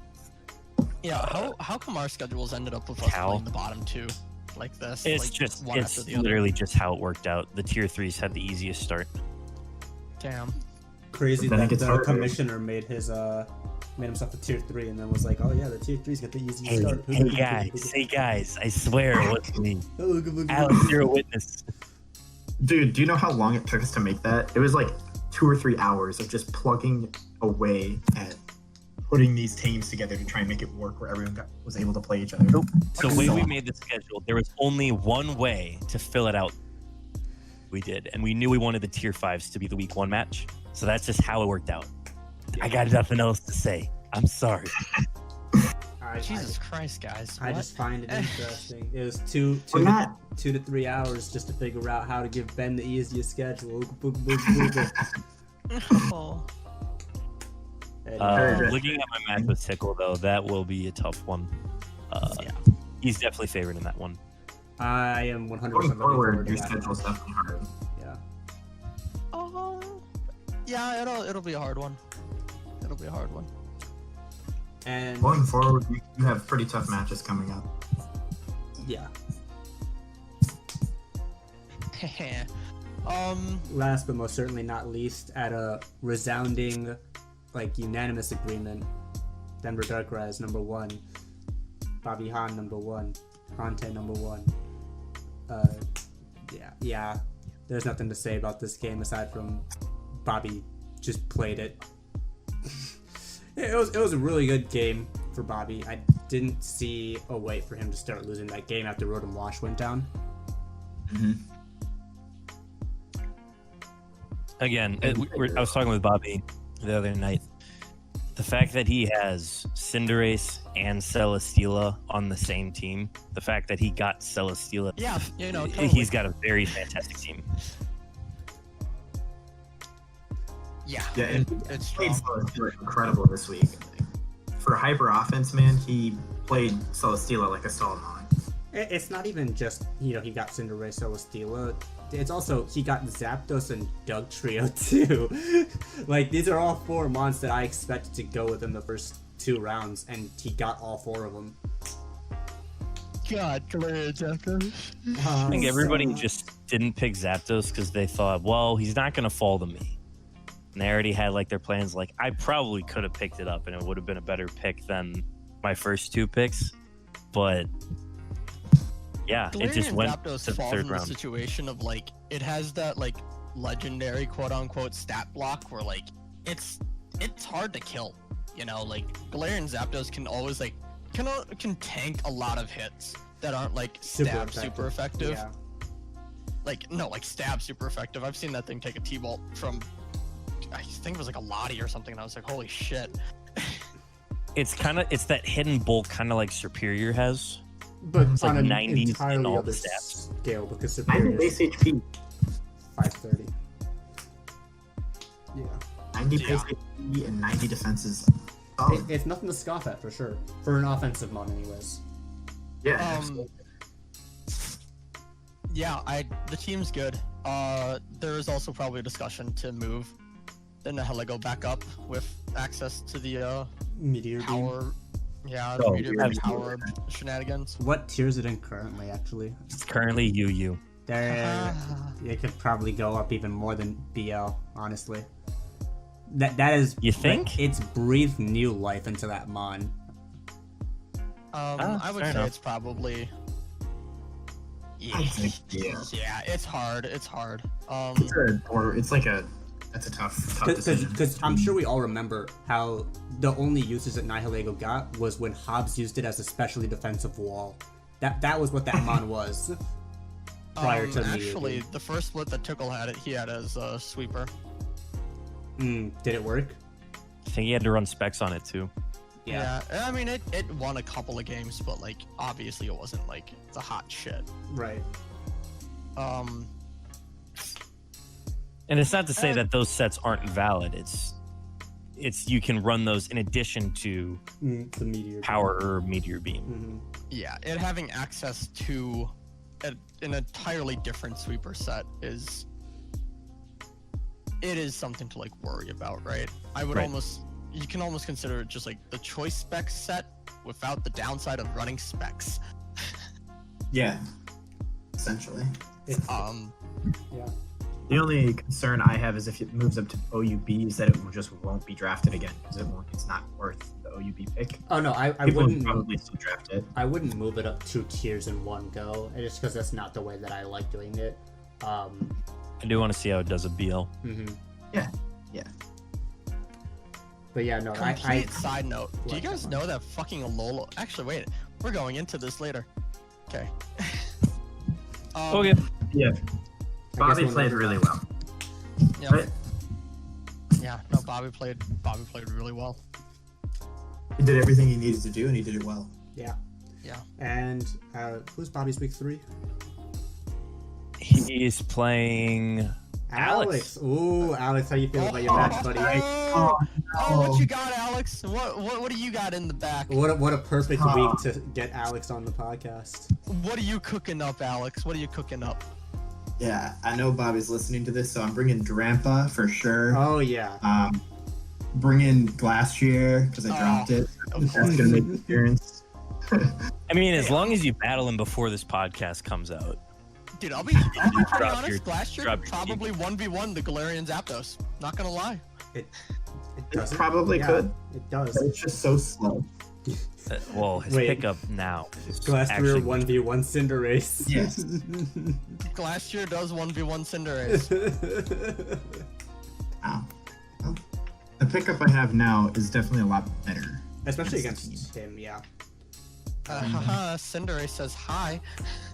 Yeah. So this is a fun thing that, Pison, I would love if you could edit this out if we don't battle before. Right. Is that allowed? Yeah.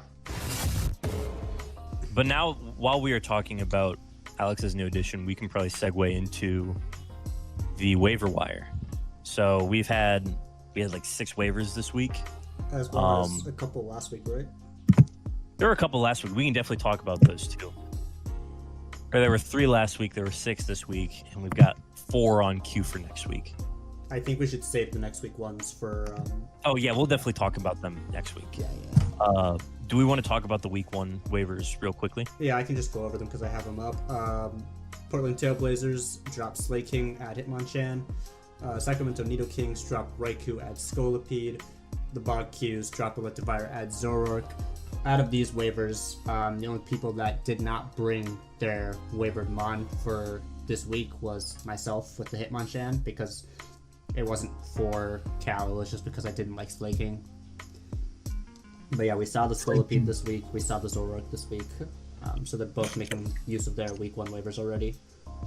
I thought they were good uses too. Yeah, I like the Zoroark use, even though it didn't work out as well.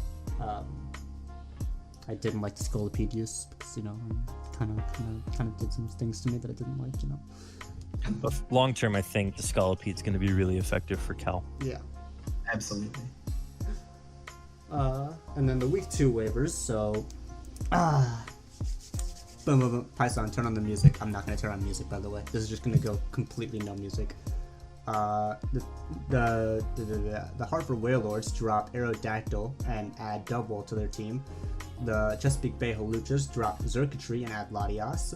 The Wisconsin Weaviles, Alex, drops Glastrier for Aegislash, which we were talking about a little bit earlier. Rotom Washington's drop Magnezone for Gligar, which is a very interesting thing. I want to talk about that more. The Bog Qs drop, well, Ben has it here as Tape Bulu, but that's Tapu Bulu for Porygon Z. Frig off. And the Portland Trail Blazers drop Illumais for more Pico. Can you believe that Quinn actively got rid of the one thing that counters my sweeper just so that you could fuck Alex? Alex, what are your thoughts on that? What do you mean? What do you think I mean? He dropped his Bulu for the PZ, which Yeah. which I heard from some people, Quinn, that you wanted to pick up. And at the same time, the Bulu was the one thing that could have stopped my Regieleki from potentially sweeping him when I battle him next week. Which already happened. Yeah, when you battle him next week. Which Yeah, totally didn't happen. because we haven't already mentioned this battle 4 times. Yep. Huh? What? Huh? Huh? But No, I'm really worried about this battle. I mean, PZ would have been nice. I was considering picking it up. I wanted to grab Aegislash first, just because I think it does well against Bobby. That was my reasoning. I mean, I'm dealing with rebranding and resorting my team, so I'm gonna lose some waivers and have to change them around. So it's just all part of the game. Hey, I'm gonna toss you the hidden tech since I got you here. So volley for Bulu. Woo! Woo! So volley for Bulu. Woo! And then you drop Celebi for a better BL. Woo! With two hidden techs. Interesting. So the funny thing is, That's exactly what I'm doing. he's already doing that. Cool. Just making sure we're on the same page. Woo! Yeah, no, Bulu is honestly really good. I love it. It's a good Pokemon. Yeah, I I'm mean, excited for it. the fact that you didn't start out with Bulu Aegislash and now you have Bulu Aegislash is really funny. that's such a good Yeah. core. Like it's only, I mean, it's weak only, fire. Yeah, it's only weak against fire, and he has Urshifu Rapid Strike and Araquanid. Araquanid's really nice for water And bubble. Houndoom has Flash Fire before it Megas. That's Before it indeed. makes. Yes. But yeah, I think it's definitely a good pickup. Yeah. And then we can talk a bit more about Glacier Aegislash. We've talked about it a bit, but is there anything else that you wanted to include with that?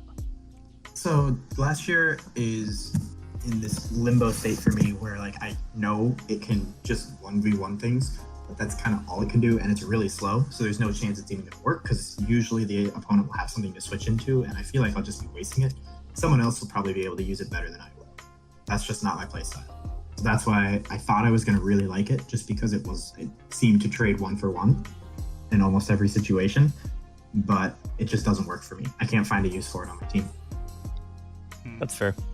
Interesting. We were discussing a bit just as you were trying to make the transition with these new mons. I think the Glacier would have been interesting if you were able to pick up like another Trick Room user. Then you would have been able to build a Trick Room team. But like you said, it's not in your playstyle to run Trick Room, especially in the singles format. It's not too great. But good in recognizing that it doesn't fit your playstyle and not just like saying, well, it's too late. I'll make it work.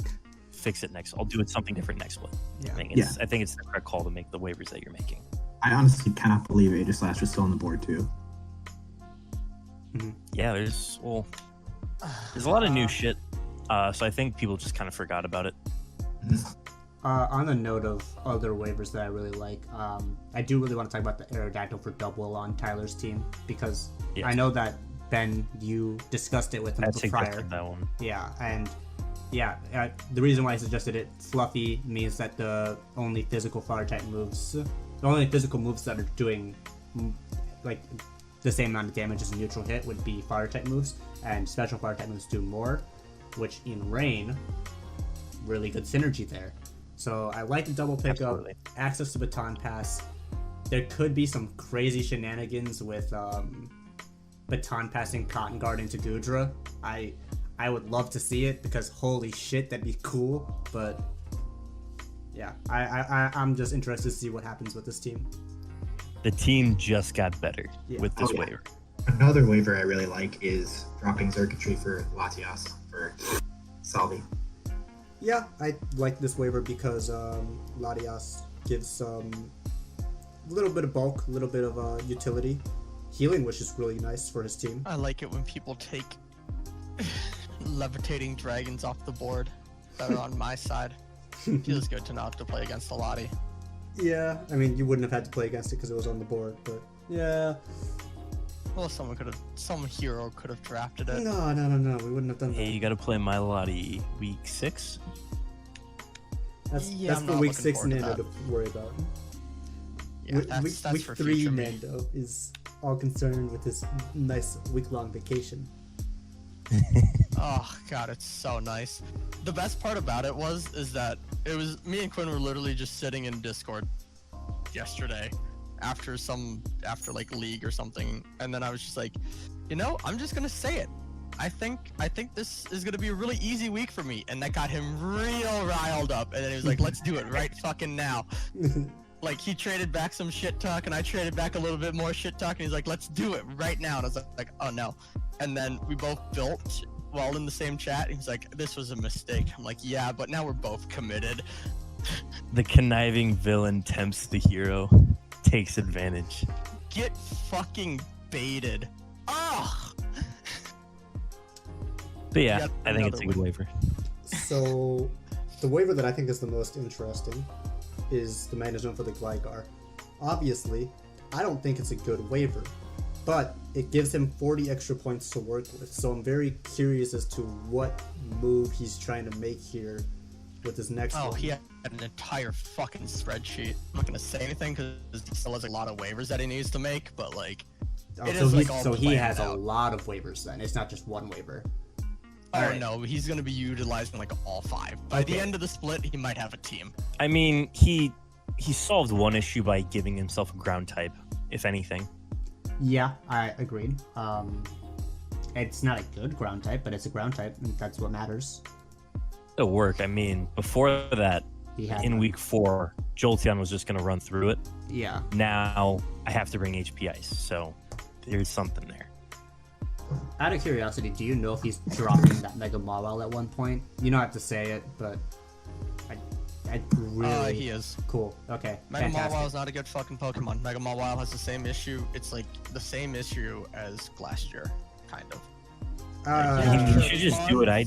He should just do what I did And fucking when I try had and it. pass it plus 6 speed. Yeah. That'd be funny. Yeah, just But I was saying, like, he could just drop that and pick up Mega Glade. It would give him another fighting type. It's a good speed tier. Yeah, or It's interesting. There are a lot of Megas to choose from, though. on, No, on yeah, the there's other a lot. hand, after he's played Henry, right, which, you know, he has a pretty good matchup against with Weavile Spectre, he can pick up Mega Medicham, have some priority to his team, which he desperately needs. That's true. No, I mean, he's got Weavile and Infernape. Are we going to consider Infernape priority that he needs when it should be He fucking Skunk did every it single this week? week. Yeah, and It you know what he did? goddamn Swampert. And you know what he did this week too? Lost. Yeah, like Mega Metachan would have saved him that game. Fake out, switch it out, switch it back in. Fake out, switch it out, switch it back in. Fake out. Yeah, it would have won in this game. Oh, really? My bad. What's Tyler's OUA again? Doesn't matter. Oh fuck, I can't seem to get it on the top of my. Doesn't Oh matter. yeah, fully defensive Zapdos with static. Doesn't matter. Crazy. Editor's note. This argument from Nando is honestly really fucking stupid considering that Patrick still has Feeny. Granted, I don't know what the fuck Patty's doing with this team. Maybe he's dropping the Feeny. However, this entire little bit here, it's stupid. Fuck you, Nando. Doesn't matter, just don't get paired for Hey. Also, Infernape gets Vacuum Wave, which is special priority. So. That's 2 priority moves. Wait, why would he want Gallade or Metachem if he has Infernape already? He doesn't want either of those. Yeah. I don't know why the fuck you guys were saying that. I mean, I was just said saying, like, Metachem because he said Gallade, because I think Metachem's better. But with his team, God, this is why Ben can't be a host. Get the fuck out of here, Alex. Hey. You're Hey, fucking. Mega Glade's got Shadow Sneak. That's the You're an priority. Avengers now, Alex. You're an Avengers now. Awesome. What's my superpower? die. Writing out the wide lens. God bless you. Writing out power rankings. Remember when you were like, I am doing they it. battle today, I will write power rankings, and then we're still waiting. Yeah, because not everyone finished their battle on Monday. Hey man, yeah they did. Oh God, I just want the power rankings. Ugh. There's one last. So it's waiver. one more waiver, Yeah. which Hey. was the Elumize for the Morpeko. Yeah. I Love don't it. care to elaborate. Morpiko's gonna sweep your ass. I promise you. No, if it hasn't been made abundantly Is clear it? by that Is waiver. Morpeko gonna sweep me, Pison? No. Huh? It's No. gonna come at me. No. This waiver was so that I can drop Mega Manetric. Yeah. Sorry. What? You don't like Mega Manetric? It's No. fast. I really don't like that mon. It feels as though, even though it's a fast full switcher, it loses me momentum every single time I bring it, and I'm not a fan of that. Crazy. In that case, what are you picking up? I assume that you already put the waiver in. I haven't yet because I'm still thinking about it, but it's most likely gonna be low Oh bunny. my God. Ooh. That was the I think I have the Iron UA that's still on there. Yeah, I Crazy. was surprised to see that low bunny was still on the board. Alternatively, there is a little thought process, a little niglet of, like something that I could do with Mega Slowbro. I could do something with Mega Slowbro. However, okay, so the main thought process behind the Mega Slowbro would have been picking up a different OUA than Greninja, but I don't fuck, know I'm how I'd bleeding. be able to do that. Oh shit, you good? Nando, are you okay? No, Hey, I what have just face happened? herpes right now, so I can't like smile because it'll like split it open. Oh, ouch. Christ. Just a subtle, I'm bleeding. Fuck. Mega Slowbro, huh? That's another option. Yeah. Who would have thought these power rankings would have been this brutal? It hurts me, truly. On the inside and the out. I do like Megalopony on your team. Oh, I would love Megalopony. It obviously got access to U-turn. That's big. High jump kick is no longer a requirement because it has close combat. Also Not big. anymore. Haha. Yeah. Wait, what? I said it's no longer a requirement. Oh, no Yeah. longer. Yeah, you were cutting out. Oh, my bad. Yeah, it's no longer a requirement for me to bring high jump kick because I have close combat on Megalopony. So that would most likely be the most ideal waiver. Matter of fact, hey Ben, And I'm gonna message you right now. good old U-turn. Sounds good. It's been Yeah, getting it does get U-turn. it's been getting thrown around in the rumor mill, but oh, there it is. Hey, there's another team that wants it. Hey. Tell him stay the fuck Yeah, away I'm from pretty me. sure it was Mike wanted it, but he is choosing to stick with the team he has. So I'm gonna message Mike. Wait, I'm gonna can say he stay the even... fuck Wait, did away we from move me. Garchomp up? Wait, did Garchomp get moved up? oh, so you be Yeah, you can't afford it. Does he... exactly. That's why he didn't okay, stick to it. Cool. He had to make a waiver before, but Too late.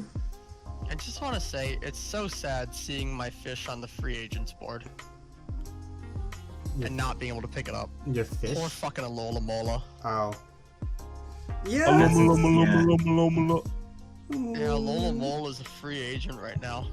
That's crazy. Good old Ben Franklin with really the lips. is.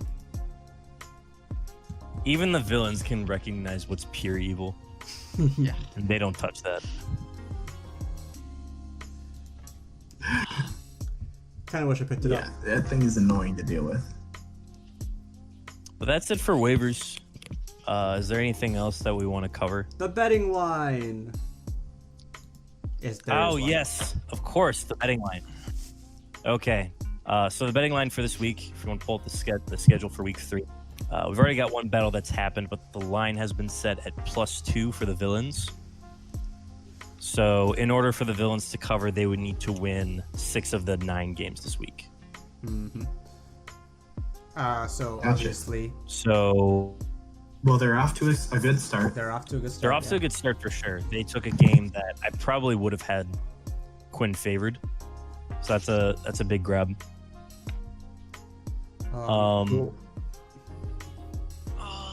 I know where I would bet this week, but what do you guys think? I'm currently doing the math in my head for how this is gonna play out. Oh. Uh-oh. I'm about to have hot takes. Uh-oh. I'm having hot takes.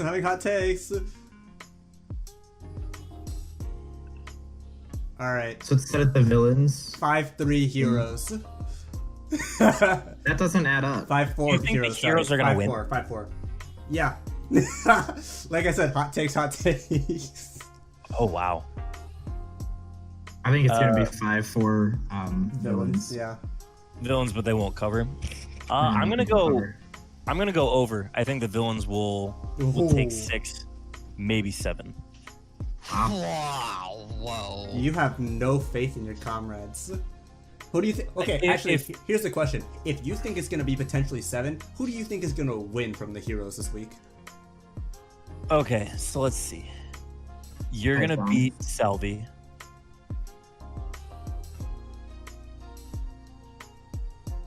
And Espo will. That's even a close match.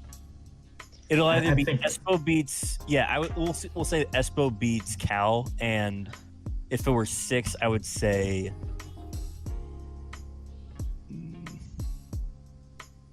Either Mike or Thomas beating Patty or Dan, respectively.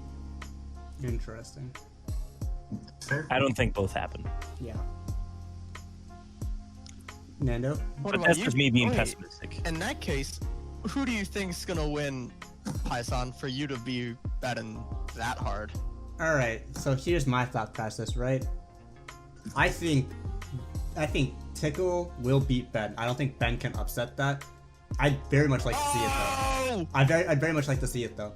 I think Bobby will probably beat Alex. I'm sorry, buddy. I'm sorry. I'm saying all my podcast friends. I feel the same way. I'm saying all my podcast friends are gonna lose. But I think Thomas upsets, I think Tyler wins, and I think Mike upsets Patrick. Even though I guess that's not really an upset, it's just two people fighting for a win. I wasn't really sure who to have favored in that match. I mean, favored should be Patrick, but I think Mike is going to win it because I'm not impressed with Patrick's play at the moment. That's true. Obviously, I think that Henry will beat Ethan because the stakes have never been higher for Henry. If there is a match that he's going to win, it's going to be this one. And He's gonna get stalled out, dude. Man. It's gonna be really sad. man, I would I love hope to. you know that. I would love to see Jasper upset Swan, so I'm gonna say it.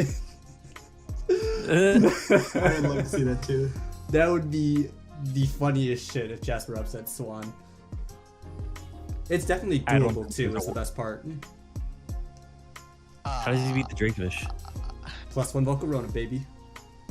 No. That was an ominous no. No. Ominous wind? Ominous wind, Ethan. So Zach has been setting our betting lines for these first 3 weeks. I think we'll get him for one more week and then he'll be unavailable. So we can assemble a crew to set the lines going forward. We shall set the crew. I will set the crew. We.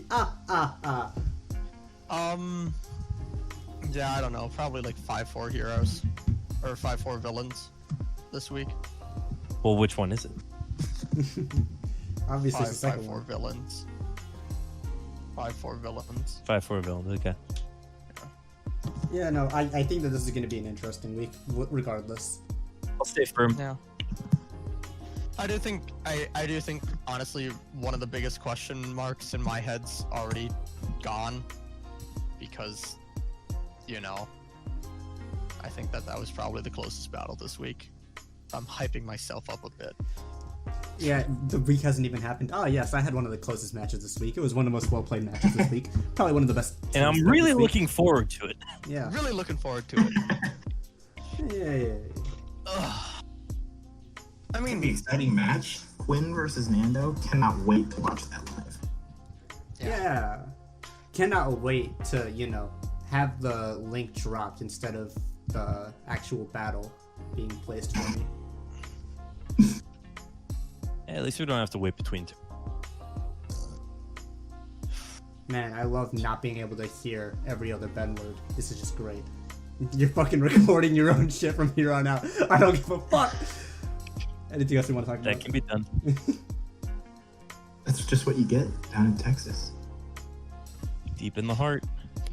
All right. Well, is there anything else you guys wanted to cover? I think that's it. Might be it. Well, I've been Pison for the Trailblazers. I deserve my win this week. Alex with the Wisconsin Weaviles. A good host. Felt like I played well. Or guest, sorry. Yeah, thanks for having me on. It was a good time. Yeah. No problem. Nando, Shanghai Sharpedos, fucking Fear Gothitelle, you shitty heroes. She coming. Oh I'm lord, Ben. she coming. And I'm Ben, Commissioner of the League, Hong Kong Bronzongs. And thank you for listening to the podcast. The Wheel Pick, your first overall pick for Draft League content and the official podcast of the Midwest Pokemon League. Thanks for tuning in. I am both the league's premier team builder and the league's premier user of Windows Paint 3D, I say. We can cut that out. No. That one's staying in. Goodbye.